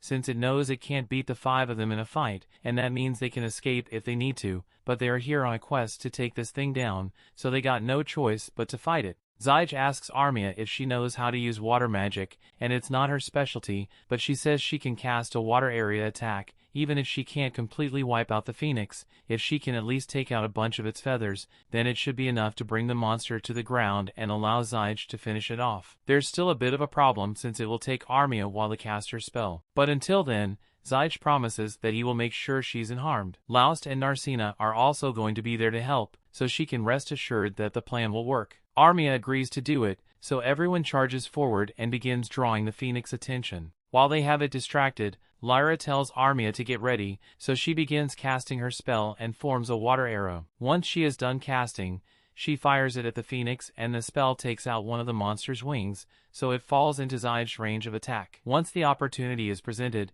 Zyge draws his sword and stabs into the Phoenix's chest, but the cut was too shallow to be fatal, so the Phoenix is able to fly back up and perch on a nearby pillar. It may not have been able to take it down with that strike, but the wound Zyge inflicted has done a considerable amount of damage to the Phoenix, so if they keep up this pace, it should be able to defeat it. Back at the guild, Hansam tries to dismiss Ralma's claim that a labyrinth rampage will occur, but given the recent events that have taken place in this town, she believes is more than likely to happen. The most concerning indicator is the incident with the Hydra evolving outside the labyrinth, and as much as Hansam has been trying to ignore the problems that have been arising, he can't deny that the ambient mana levels in this area have been insanely high recently. In fact, while that conversation was going on, the Phoenix Dawn in the labyrinth began taking advantage of the high mana levels and started evolving. Laust's group sees this, but by the time they realize what's going on, it's too late to stop it because the Phoenix has already transformed and is now glowing bright blue. Narcina is confused because Laust's polar evolutions are supposed to be rare, and Laust is just as confused as she is because 2 high-level evolutions happening in the span of a few days is completely unheard of. Armia starts freaking out after the monster evolves, and if she ends up passing out in fear like last time, since monsters feed on fear, she's basically going to become a power plant for the Phoenix. On top of that, if Armia isn't able to overcome her fear on her own, then she's always going to be a useless adventure. The Phoenix catches a whiff of Armia's fear and immediately locks in on her, spitting an extra large fireball in her direction. There's plenty of time to dodge, so Lyra yells for Armia to run, but Armia is frozen stiff by fear. So Lyra is forced to run up and drag her out of the way, but they aren't going to be able to get out of the way in time. At the last second, before the two could become charcoal, Zyge jumps in and slashes the fireball in two. He made a promise that he would not let Armia be hurt, and no matter what he's going to keep his word, so he pleads with Armia to get back on her feet and fight with them. Hearing this, Armia finally snaps out of it and realizes that her friends are going to die if she doesn't get her act together. So she stands and apologizes to them and she's ready to cast her spell, but she's going to need them to buy her some time. Narcina is the first to run out and attack the Phoenix since it's within her strike range, but even though she had a clean hit off on it, the Phoenix took no damage and Narcina's fist catches on fire. Luckily, it was just her glove that was on fire, but now she's starting to reconsider the viability of boxing the Firebird. The Phoenix comes back for round 2 and Narcina has no way of defending herself, so Laust jumps in and blocks its attack with his sword. Unfortunately, the Phoenix's flames are insanely hot, so while he manages to save Narcina from getting burned by using his sword, he no longer has a sword to use. Thankfully, while Narcina and Laust were engaged with the Phoenix, Armia had enough time to finish casting her next spell. And while it's difficult to perform 2 attacks spells in a row, she managed to successfully fire a massive ice arrow of the Phoenix and take out one of its wings. Zyge then runs out in an attempt to finish off the Phoenix, but the last second, it starts flying again and Armia doesn't have enough energy to fire another spell, so it looks like they might be screwed. But just then, Narcina comes up with an idea and starts climbing up using some broken pillars until she's above the Phoenix, and now that she has the high ground, she uses a spirit kick to knock the Phoenix back to the ground. And the second she does, Laust shows up and uses his dagger to finish it off. After the Phoenix disappears, everyone begins congratulating Armia for doing such a good job, since they never could have defeated the Phoenix without her attack magic. Armia is so glad that she finally made herself useful, that she breaks out in tears and thanks everyone for their support. While Armia goes to pick up the magic crystal, Zyge and Lyra talk to one another and they comment on how Laust didn't end up transforming like he did last time. They have no idea what happened to him back then, but until Zyge can figure out what's going on with him, he will have to keep a close eye on Laust. The group returns to the inn after that, and Ralma is already there waiting for them. She congratulates Laust for successfully taking down the Phoenix and Laust appreciates it, but he wonders how Ralma could have possibly known about that. Ralma mentions that she met this particular guild receptionist earlier today, and she told Ralma everything about Laust's mission in exchange for some money. Since Laust and the others came back alone, Ralma assumed they must have succeeded, and that means they will get a lot of money from it, so she asks Laust to treat her to dinner. Laust ends up agreeing he knows Ralma can't handle her alcohol, so he asked her to hold back, but she's not going to listen to him. Once the food arrives, Narcina tells Ralma that the food here is wonderful, but Ralma says she prefers the food they serve back at the mansion. Armia is confused when Ralma mentions a mansion, so since none of the others seem to know about Narcina's family, Ralma explains that Narcina is the daughter of Earl Annalus Rocha. This shocks everyone, but is especially shocking to Laust because he finally realizes that the girl he saved all those years ago was really Narcina. Later that day, Han Sam goes to meet with the guild branch president in his office and informs him that there was yet another mutation. But he also has other news to report, so he tells the branch president that Ralma is in town, and this pleases the president since having his disciple around is going to be helpful. The story continues. We see Laust and Narcina are in the guild to exchange the Phoenix magic gem for money, but when Amherst brings out their payment, Narcina is outraged because it looks way too small. Phoenix gems are meant to be really valuable, and on top of that, this particular Phoenix was evolved, so it should be worth a whole lot more than usual, so Amherst must be trying to scam them if she says this is the only money we'll receive. Now, Amherst may be a money-hungry opportunist, but she's no thief, so she assures Narcina that the money in that pouch is large enough to cover the value of the Phoenix gem and encourages her to take a look for herself. Normally the guild pays adventurers in silver coins, but it would take hundreds of thousands of silver coins to pay for the gem, so Amherst opted to exchange everything for gold coins instead to make it easier to carry. Narcina is stunned once she sees that Amherst was telling the truth, and she doesn't really know what to say at this point, so Laust just tells her to accept the coins already and pays Amherst her fee, before walking off without another word. Amherst is always happy to receive money, but she noticed that Laust seemed a lot more quiet than he usually is. So she asked Narcina if anything happened between the two of them.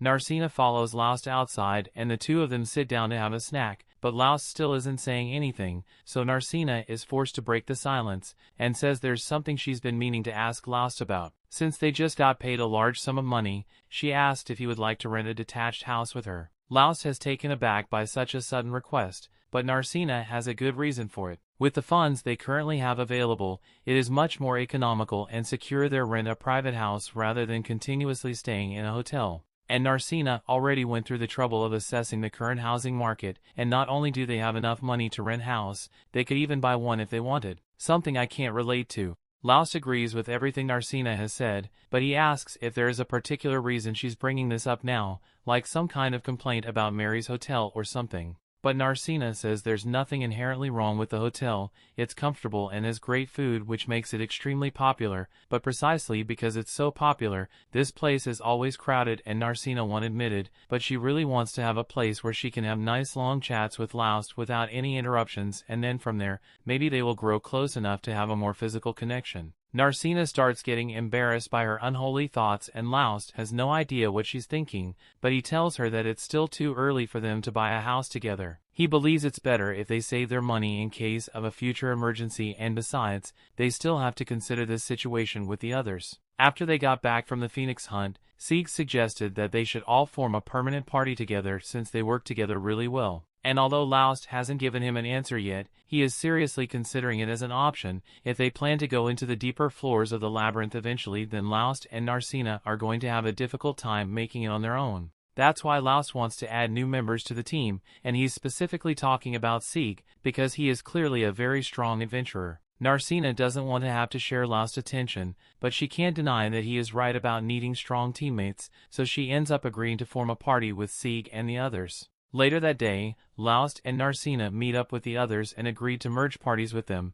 so Sieg proposed a toast to celebrate their new party. Mary overhears this and decides to treat everyone to a special meal, and after they are all done eating, Armia is pretty much in a food coma. Since it's getting pretty late, Lyra decides to take Armia to bed, so she picks her up and starts dragging her upstairs. Lyra continues walking to the stairs with Armia, but as she's about to head up, Narcina comes up to her and says there's something she wants to talk to her about. They head up together, and after getting Armia into bed, Narcina tells Lyra about the conversation she had with Laust earlier about buying a house together. Lyra is impressed by how bold Narcina was to ask Laust to live with her, but Narcina says Laust rejected her idea, so she's starting to think he might hate her. Lyra assures Narcina that Laust doesn't hate her, and it's much more likely that he just doesn't want to rush into things because he cares about her so much. Laust doesn't seem like the kind of person to be shy about this kind of stuff, but every man has their own personality, so Lyra advises Narcina to be patient with him. Narcina thanks Lyra for the good advice,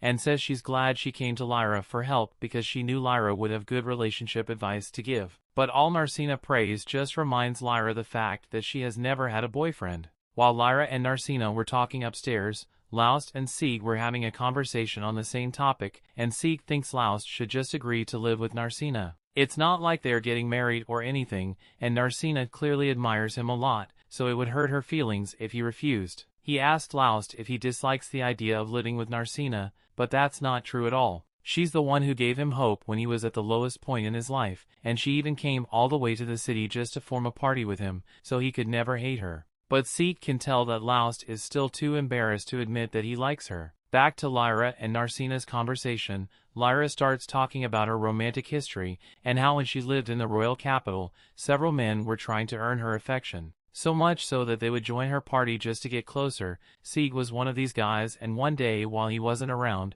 another guy tried getting frisky with Lyra completely unprompted, but she refused to let it happen, so she knocked him out and dragged him outside. She was willing to let it go, but when Sieg found out forgiveness wasn't an option, so he kicked the guy out of the city, and then he vanished from the city as well. Lyra has no idea what Sieg was thinking at the time, but Sieg confides in Laust about the same story and explains that he was angry at himself for not being there to protect Lyra, so he didn't know how to face her. After he left the royal capital, a lot of time passed and Sieg ended up coming to the city for a mission, but he never could have expected that he would run into Lyra here, and to top it off, she was even willing to form a party with him after learning of his mission, even though she must have been angry at him. Although Lyra was never angry at him to begin with, she was just upset that he disappeared without talking to her at all. And since then, she's had no idea how Sieg feels about her. Just then, Sheila walks into the room and she says that if Lyra is this bothered by it, then she must have feelings for him. Downstairs, Sieg apologizes to Laust for making him listen to his story, but back to the initial topic, he asks Laust once more why he refused to live with Narcina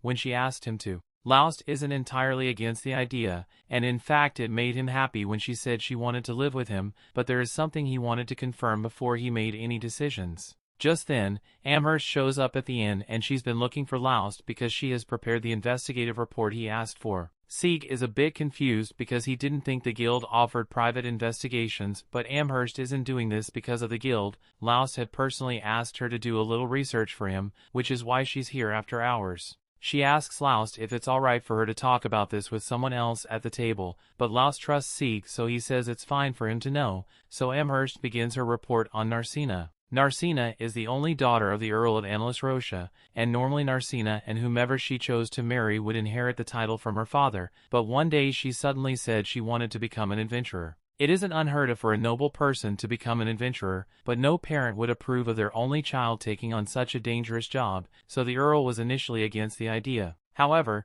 that all changed because one day Narcina woke up and her hair had randomly turned blue. The main reason Laust didn't recognize her at first was because of her different hair color, and while he knew it changed, he never expected that it all changed overnight. The cause of Narcina's hair color change is still unknown, but when it happened, the Earl suddenly stopped objecting to Narcina's wish to become an adventurer. Laust wonders why the Earl would change his mind so abruptly, so Sieg theorizes that Narcina might soon die, so her father is trying to give her the freedom to enjoy herself before she dies. That's only a possibility, but Narcina is currently strong enough to punch a phoenix out of the sky, so she doesn't seem like she's going to be dying anytime soon. Regardless of the reason, the fact of the matter is that Narcina has her father's consent to be here, which is what Laust was worried about. He didn't want to doubt Narcina when she said she was allowed to come here, but there was always the chance that she was lying because she wanted to be close to him, so he had to make sure she had consent. After Amherst has been paid, as she leaves because she's not interested in this conversation, and once she's gone,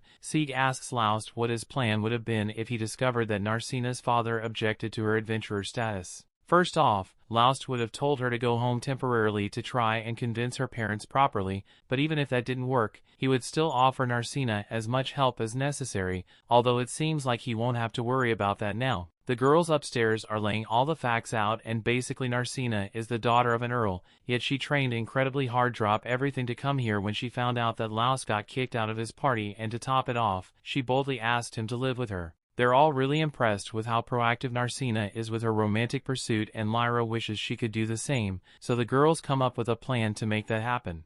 They take Lyra downstairs and force her to confess her feelings to Sieg. She asks him if they can have a private chat outside. Sieg doesn't know what's going on, but he can see that she's serious about this, so he agrees to go with her, and while they are outside, she works up the courage to ask Sieg to be her partner. Sieg doesn't see what the big deal is since they are already a part of the same party, but that's not what Lyra meant. She clarifies that she is talking about being partners for life, and when she says this, it finally dawns on Sieg that she's talking about a romantic partnership. All the girls are eagerly spying on the conversation from the door to see what Sieg says, but he's too flustered to give an answer right now, so he tells her he will think about it. Lyra isn't satisfied with this because she has poured her heart out, and all Sieg could say is that he will think about it. But then again, Sieg has never been the type of guy to plan ahead for this sort of thing, so she understands why he would want time to think about it, and she's willing to wait. The girls are all glad that things worked out between those two, but then Laust turns to Narcina and asks her if she has time to talk with him tomorrow,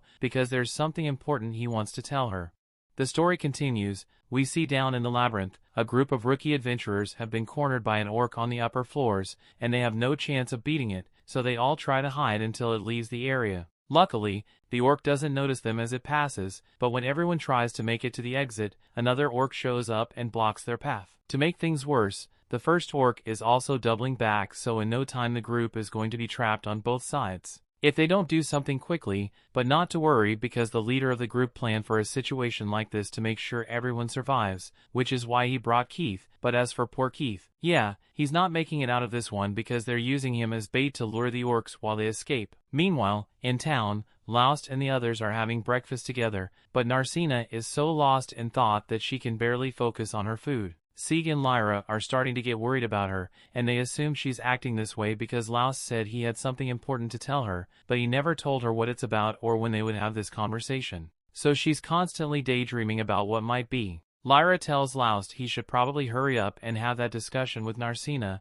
but Laust doesn't want to rush into it because it's a very serious matter. However, if he doesn't get it over with soon, Narcina is going to start eating flowers at some point, so he decides to have that talk after all. He goes over to Narcina, and as soon as he calls her name she nervously jumps up and asks what he needs. Laust tells her that he wants to have that discussion they talked about earlier, and Narcina is eagerly waiting what Laust has to say. But before he could actually say anything, the door to the inn swings open and somehow Keith managed to survive being abandoned in the labyrinth. Sheila seems to know who he is, and she's really worried about him, so she runs over and checks on him and his injuries. A little while later, Laust is fine healing Keith, so he tells everyone that the kid is going to be alright since his injuries weren't as bad as they looked. For now, Lyra and Sheila are going to be looking after them. The others are a bit confused to hear this because it makes sense for Lyra to look after him since she's a healer, but why does Sheila need to be there? Mary comes over and explains that Sheila has been friends with Keith since they were little.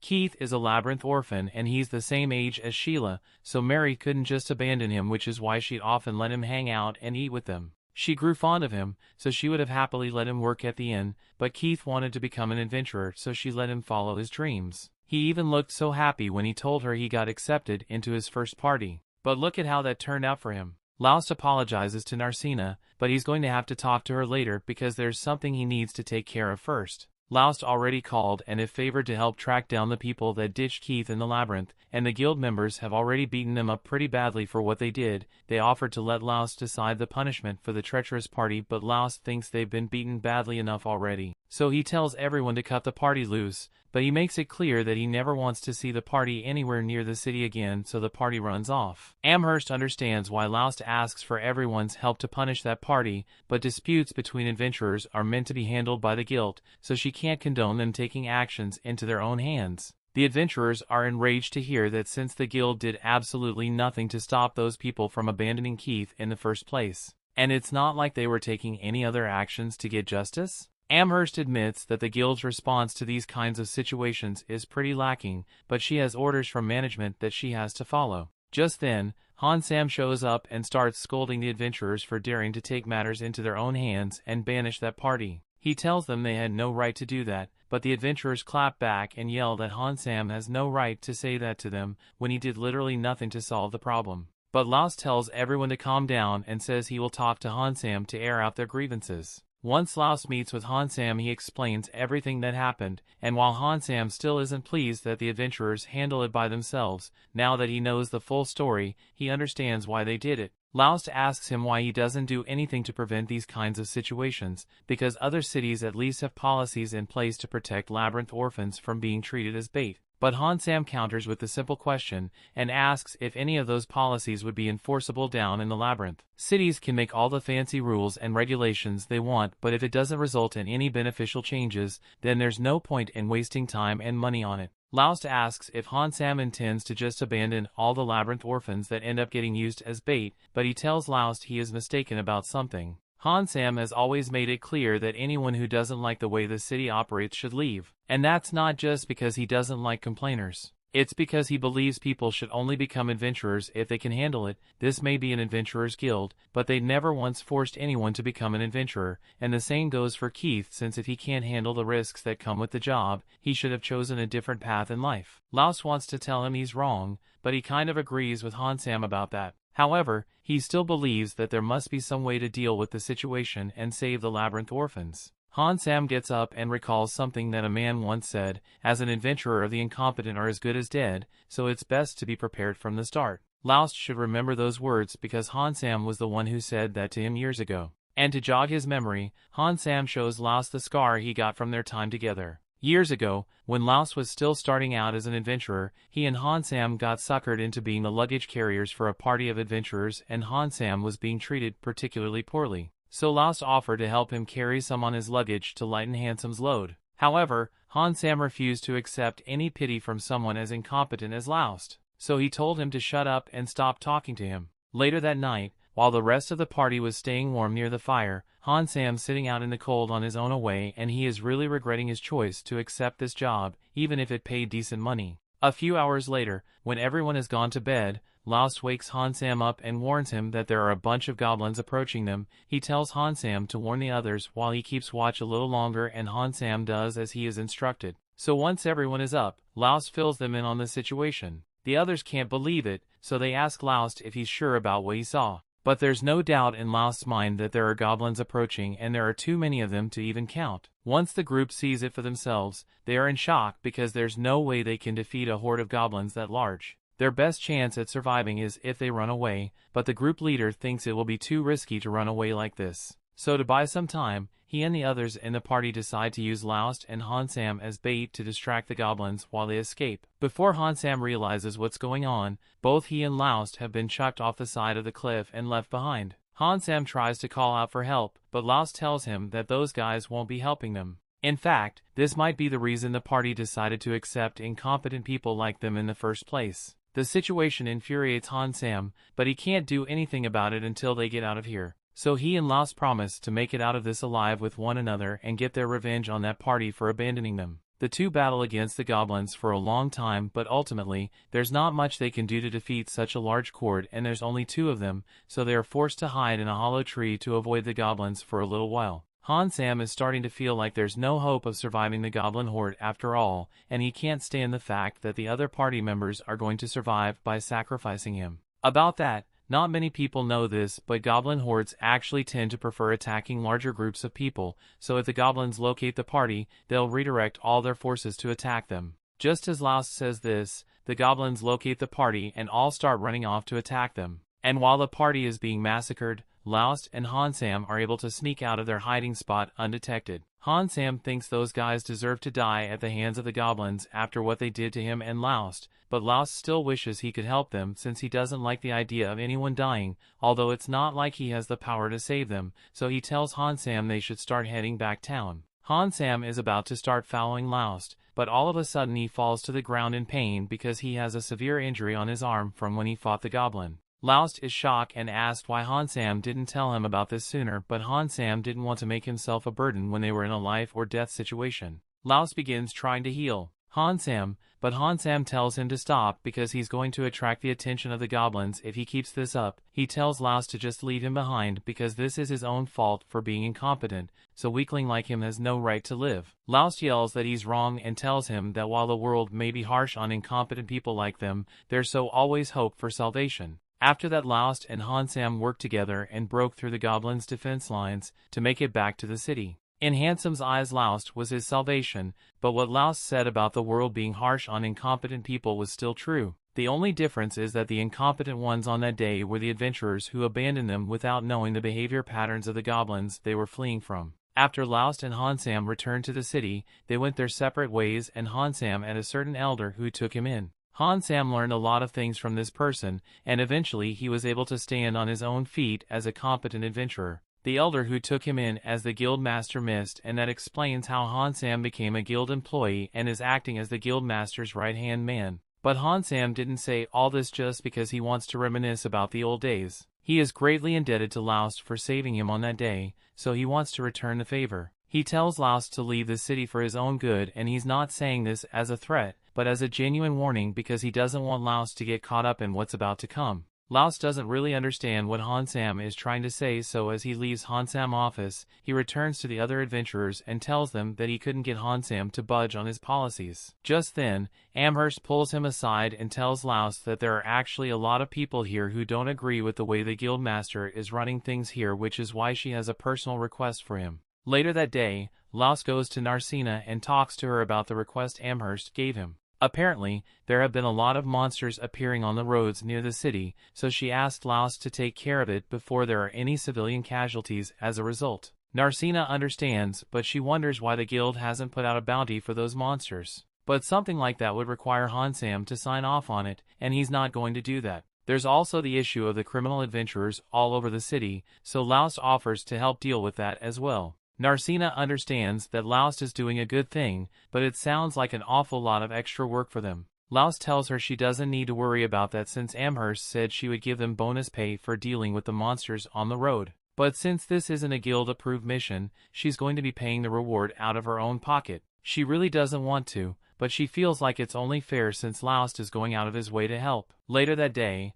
Hansam goes to meet with the guild master and brings him a letter that arrived from the Prime Minister. The letter is basically a reminder from the Prime Minister for the guild to keep an eye on Narcina. But Hansam doesn't understand why Narcina would be important enough for the Prime Minister of the land to be so interested in her. He asked Miss for an explanation, so Miss tells him about the story of the evil dragon and the sleeping princess is a popular fairy tale in this world, where the princess sacrifices herself to defeat the evil dragon, but Miss tells Hansam that it is not a mere story. It is a prophecy that must be fulfilled and the sign that someone has been chosen by the gods to sacrifice themselves, as the sleeping princess is the sudden manifestation of blue hair, a description that perfectly matches Narcina. The story continues. We see our group heads out to the plains and soon spot the horde of goblins that have been attacking travelers in the area. Lyra suggests that they could sneak up and ambush the goblins or attack them from a distance, but Laust thinks the best course of action would be to attack them directly. If they attack from a distance, it will be easier for some goblins to survive and escape, and then they would just attack again sometime in the future. But if they fight head-on,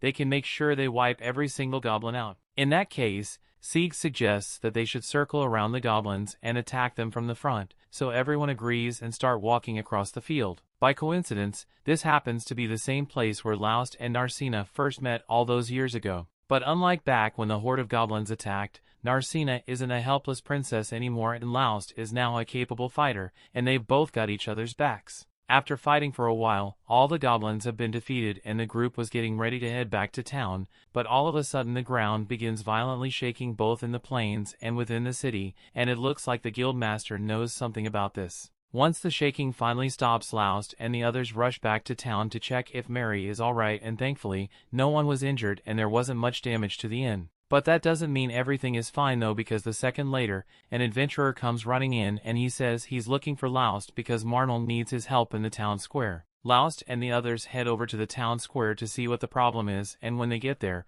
Marnell is relieved to see that Loust actually showed up. He points to the fields outside the city, and even though Loust and the other just finished dealing the huge horde of goblins, there's somehow an even bigger horde of goblins outside there. There are even a few hobgoblins mixed in there, so if those goblins were to attack the town right now after all the chaos from the earthquake, it would lead to an absolute massacre. Marnell doesn't want to let that happen, which is why he wants to take the goblin out before they make it to the city, and he would like Loust to help out. However, he hasn't reported this to the guild yet, so it is likely it won't get paid for their work. But Loust and the others say they are fine with that as long as the town remains safe. They all head out together and begin slaying the goblins one after another, and when Loust goes up against the hobgoblin, he manages to slice his arm off in one go. However, to his utter shock, the hobgoblin starts hurling death threat to him, and the regular goblins start doing the same. Everyone is freaked out because as far as they know, goblins are meant to be able to talk, and this is the first time they've ever seen something like this. But nevertheless, the goblins' strange behavior doesn't change their mission,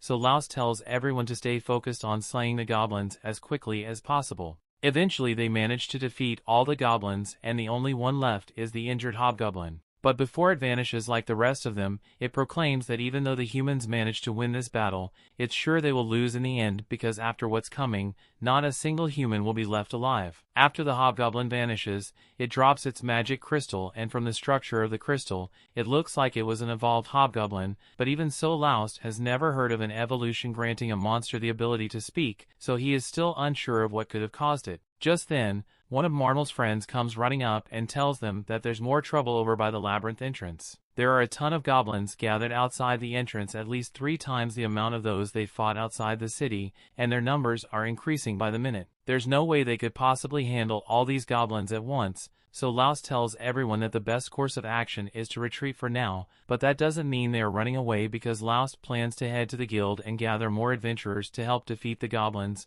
or at least that was the plan. But when they get to the guild, it looks like every adventurer in town is already getting ready to go fight the goblins, and they seem unusually enthusiastic about it. The reason the adventurers are so motivated is because the guild put out a bounty on the goblins that escaped the labyrinth. It's quite a generous amount at that. Part of the bounds he is even paid in advance, so there are a bunch of adventurers who just end up taking the money and disappear to buy some non-existent milk. Narcina asks why they keep giving out advance payments if they know people like that are going to take advantage of it, and Amherst would personally like to stop wasting money. But it's an order from Hansam, so she has no choice but to go along with it. Marnell doesn't think this is such a bad thing, because regardless of their selfish motivations, if all these adventurers go to fight the goblins, the town will be saved. However, Sieg wonders if Hansam might have known something like this would happen, since all the money they are giving out as rewards would have had to have been gathered weeks in advance. Just then, Ralma shows up, and Loust is surprised to see that she's still in town.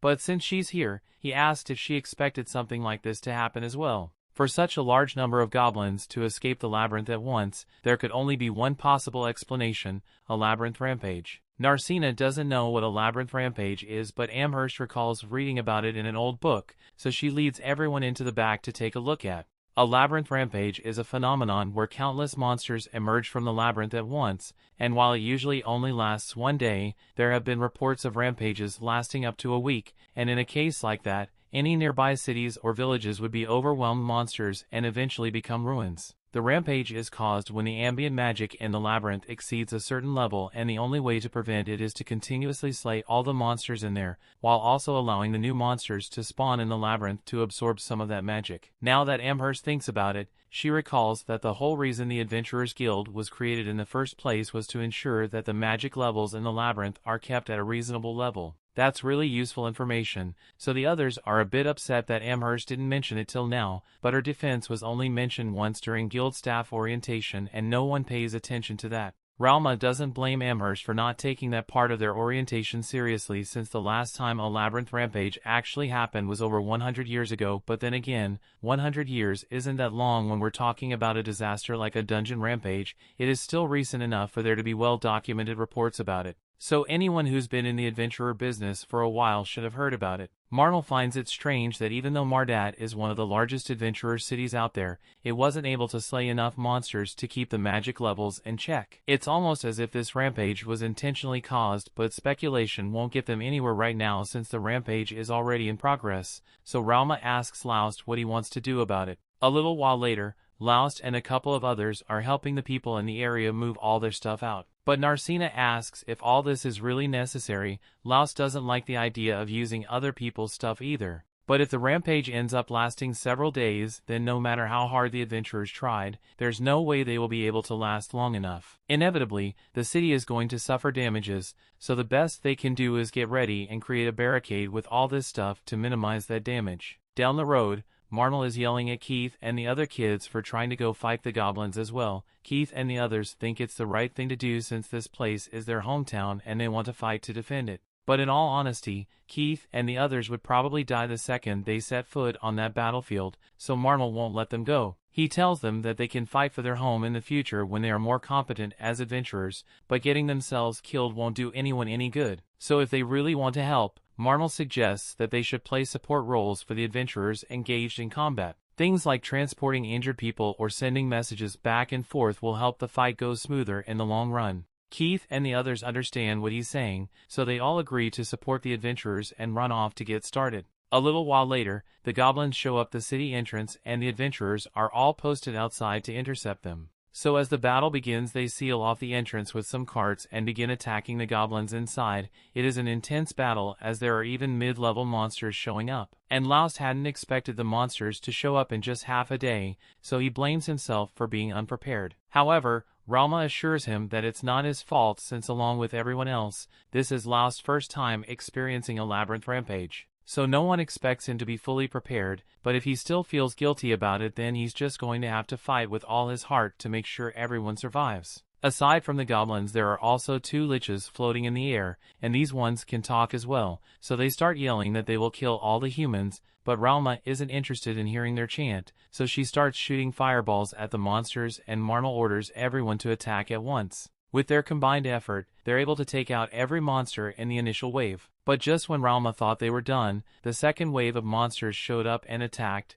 Narcina asked her Rauma if she can blow them up with another fireball, but Rauma is exhausted, so she isn't going to be able to help for a while. If that's the case, Sieg decides to handle the monsters instead, and since Lyra is taking care of the healing, Laust decides to join him as well. They both do their best to take on the goblins and they are holding their ground pretty well, but then Sieg accidentally trips on one of the goblins' clubs so his defenses are left wide open and the goblin is about to use the opportunity to smash his head in. But the last second, Sieg's master Ronaldo dashes in to save him. This is our first time seeing Ronaldo, but he's the one who trained Sieg and gifted him that magic sword he's always using. However, Sieg isn't the only one who has a history with Ronaldo here because Laust and Narcina and Rauma all know him as well. Ronaldo was the one who taught Laust how to use a sword and for a while he also acted as a Narcina's personal swordsmanship teacher, although she ended up deciding to go with martial arts instead. He's also old friends with Rauma, so he jokes about her being a fire demon, and that gets Rauma angry so she launches a fire blast at him. Ronaldo is easily able to deflect it though, and there's a lot he'd like to say to Rauma, but it looks like there are more important matters to deal with at the moment, so he runs off to deal with the goblins. While Ronaldo is dealing with that, a magic door suddenly opens on the side of a building and Hansam walks out telling Rauma that Branch President Mist wants to see her. Rauma is a little suspicious about this whole thing, but she agrees to go see Mist. Before she leaves though, Laust asks if he can come along since there's a lot he wants to say to Mist in person. Surprisingly, Hansam says it's fine for Laust to accompany them and even says Narcina should come as well. Hansam starts leading them to Mist's chambers and Narcina doesn't understand why Mist would want to see her, but Laust tells her everything's going to be fine. Worst case scenario, if Mist tries to do anything, Laust will be there to protect her. However, Rauma corrects Laust because he has no chance in hell of beating Mist in a fight. Mist is even stronger than Rauma is, so she warns Laust and not to attack him under any circumstances. But with that said, the second Rauma sees Mist she launches a massive fireball at his face.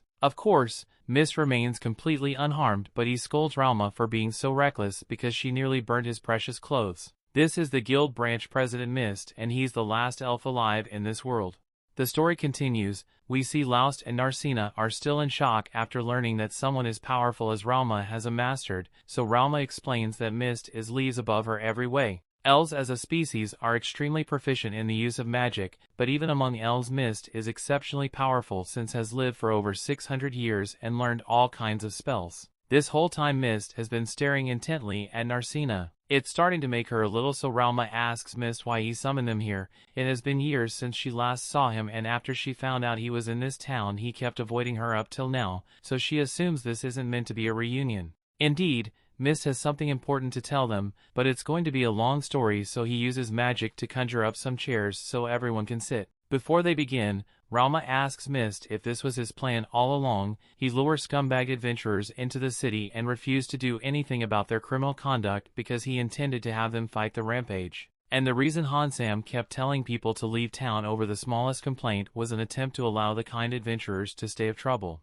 All this leads to the conclusion that Mist must have known about the rampage long before it happened, and Mist doesn't deny it since anyone could have figured out that rampage was coming with all the strange things happening in there. Strong monsters have begun showing up on the upper levels, and on top of that, there was an unusually high evolution rate among the monsters. So there were clear signs, but if Mist really knew about it in advance, Narcina asked why he didn't at least warn the people about it ahead of time. Hansam cuts are often says warning the people would have done nothing to help. They knew a rampage was coming, but they had no idea if it would come in a day, a week, or 10 years, and issuing a warning with no clear time frame would make no difference to their defenses. Even so, it wouldn't make any sense to hide the possibility of such a defeating event occurring, so Rauma assumes there must be some hidden reasons why Mist didn't tell anyone about the rampage. Rauma thinks Mist must have caused the rampage, but even if Mist could control the labyrinth, he wouldn't bother creating so much trouble for himself. He explains that the order to keep the rampage a secret came from his boss, the supervisor of every adventurer's guild in the country. Basically, even though rampages are known to last for several days and could destroy several cities, since the rampage isn't happening anywhere near the royal capital, the higher-ups didn't see it as a threat and decided it would be better to keep it a secret so as to not throw the country into chaos. But that means Mardat and the cities nearby are being sacrificed, which is why Mist took matters into his own hands and set up personal countermeasures against the rampage. Laust and Narcina are asked if they remember all the towers that were constructed across town, because those are likely part of the last resort contingency plan that Mist made. However, before that he wants to do everything he can to defend the city, so he asks that Rauma step up and help hold off the monsters, no matter how energetic the adventurers outside are, they will eventually get exhausted and will need to take a break. But the countermeasure Mist created requires an incredibly large amount of mana to function, so he needs Rauma to power it. Given the circumstances, Rauma agrees to go back out and act as a battery, but if Mist is asking her to put her life on the line so casually, she asks if he is willing to do the same. Mist confirms this, and he's going to be doing everything within his power to stop the rampage, which is why he and Hansam will be going to the lowest floor of the labyrinth. Narcina is surprised to hear this since she recalls that the bottom of the labyrinth hasn't been found yet, and while that may be true, thanks to a bunch of reports, Mist has been able to pinpoint the final boss's general location. Laust thinks a mission like this is way too risky, but if he and Hansam manage to defeat the Labyrinth Master, then the mana supply that's causing the rampage will be cut off, leading in the rampage will end sooner. After hearing what they had planned, Rauma agrees to do her best to hold off the rampage until he can defeat the Labyrinth Master. Outside, the situation with the rampage hasn't gotten much better, but thanks to the effort of Ronaldo and to a lesser extent Sieg, they have managed to keep the monsters from breaking into the city. But then a lot half-orcs start showing up and Sieg is worried about them breaking through the blockade. So he was up front and asked Ronaldo to charge at the orcs with him. While the two of them continue fighting, Rauma and the others are brought to the guild courtyard and told to proceed as planned. Rauma finds the device Mist was talking about, places her hand on it to open a door inside. She then gives Laust a warning because even if they are working with Mist for now, he isn't someone who could be trusted. So Laust means to be careful about him while she's gone. Rauma then says goodbye to Laust before walking into the device and closing the door behind her. The device then powers on and a blinding light begins pouring out of it as a massive barrier is formed all around the city. The adventurers by the gate have no idea what's going on with the barrier, but they start using it to their advantage and begin run back in for safety. Thankfully, it seems like the orc won't be able to break through anytime soon, so they decide to go handle the monsters they get before the barrier came up. Meanwhile, Sieg and Ronaldo have just finished dealing with the last orc, so Ronaldo tells Sieg to take a break. Sieg says he can still keep fighting, but Ronaldo can tell that Sieg is out of breath and if he's tired he won't be able to fight effectively. Plus there are plenty of other people, so they should be able to handle the remaining monsters on our own. That's only because this mysterious wall is keeping the monsters out. Just then, Laust and Narcina show up and they fill everyone in on the details of what happened and how Ralma is risking her life to keep this barrier up. The barrier is made up of Ralma's magic power, but for the barrier to cover an area this large it must be consuming a lot of mana, and even if Ralma may have a large mana pool, it is still limited, so she will eventually run out at some point. Normally, if a person runs out of mana, they simply end up passing out from mana exhaustion. But the device Ralma is in forcibly sucks mana out of her body, so as long as the magic barrier is still needed, even if she passed out the device will continue draining magic from her body until she ends up dead. Another monster appears, this time it's a griffin, which is superpower. Under normal circumstances, even with the combined effort of every adventurer here, they wouldn't be able to defeat a single griffin, but thankfully they don't have to fight it since the barrier prevents it from getting into the city. However, its presence is still going to a problem. The barrier is made from elf technology, so it won't be breached by the attacks from the griffin, but the more damage the barrier takes, the more mana it will need to drain from Ralma to repair itself. If they let it continue attacking the barrier like that, then it won't be long before Ralma dies from mana depletion. Laust refuses to let that happen, so he starts leading to fight the griffin, but before he goes, Ronaldo stops him and says he doesn't have to do it alone. They're all the team here and Ralma is important to them, so they'll do whatever it takes to make sure she survives.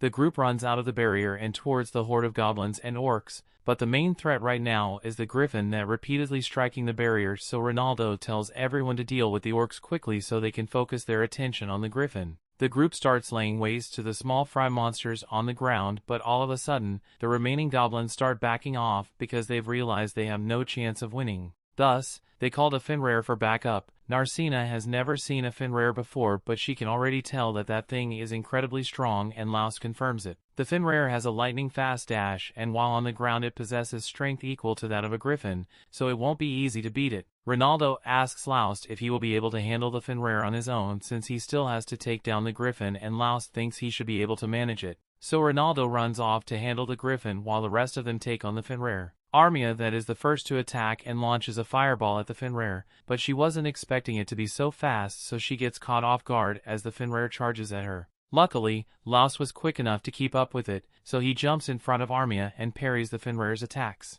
Everyone is amazed that Laust is capable of keeping up with Fenrir's speed on his own, but even so Laust is still losing the only thing Laust has been able to do so far as defend himself. So the Fenrir eventually catches Laust lacking and slashes his arm. Laust is in no condition to fight back anymore, so Sieg steps up to keep the Fenrir busy with Armia until Lyra and Narcina can treat Laust's injury. Laust tries telling Narcina he's okay, but that's clearly not true. Lyra says his arm is barely hanging on by a thread. She's going to be able to heal him, but it'll take a while, so Laust needs to sit still for a bit. Meanwhile, as the griffin was flying in to once again attack the barrier, it finds Ronaldo perched atop the tower, and before the griffin even reached barrier, Ronaldo jumps off and slams it into the ground. The griffin is still alive, but Ronaldo injured his wing pretty badly, so won't be able to fly for a while, and that makes it a lot easier for Ronaldo to take it down. Meanwhile, Sieg and Armia are doing a good job keeping the Fenrir busy, but the Fenrir is smart enough to realize that Armia is an easier target than Sieg, so it howls and calls a lich to take her out.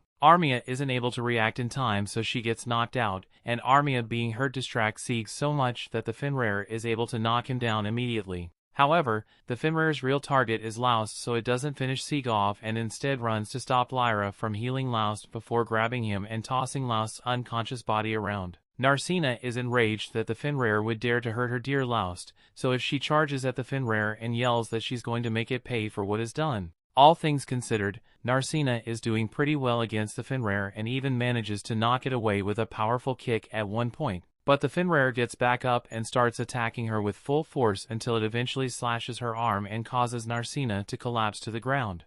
The Fenrir then triumphantly stands over Narcina's body thinking it his own, but that's when she reveals that she was just acting as bait this entire time, and in the next moment Laust jumps up from behind the Fenrir and stabs it in the neck with his dagger. When Narcina saw Laust on the floor earlier, she noticed that he was only pretending to be unconscious and was really healing his arm. So she decides to draw the Fenrir's attention so it would lose focus on Laust and would be susceptible to a surprise attack. Now the Fenrir has been defeated, Narcina's injuries cause her to pass out, so by the time she wakes up the others have already brought her back inside the barrier. She's surprised that her body doesn't hurt anymore, but with Laust around it would honestly be more surprising if he hadn't healed her. Narcina knows that the Fenrir was taken care of, but she asked what happened to the griffin. So Ronaldo pulls out the griffin's magic gem and says he killed it. And now that the major threats have been taken care of, Ralma should be able to survive a little while longer. But if they want to ensure that she lives past this, they have to hope that Mist really does take down the Labyrinth Master and Hansam actually take out the Labrador Master like they said they would. However, there's nothing they can do about it for now, so Laust suggests they should all head back to the inn and rest up. But all of a sudden, Hansam appears behind Narcina and he seems disappointed that Narcina is still alive since he had intended for her to die in battle today. So he pulls her into a portal so he can finish the job himself. That brings the episode to an end. Thanks for watching. Want next part? Subscribe the channel and turn on notification bell.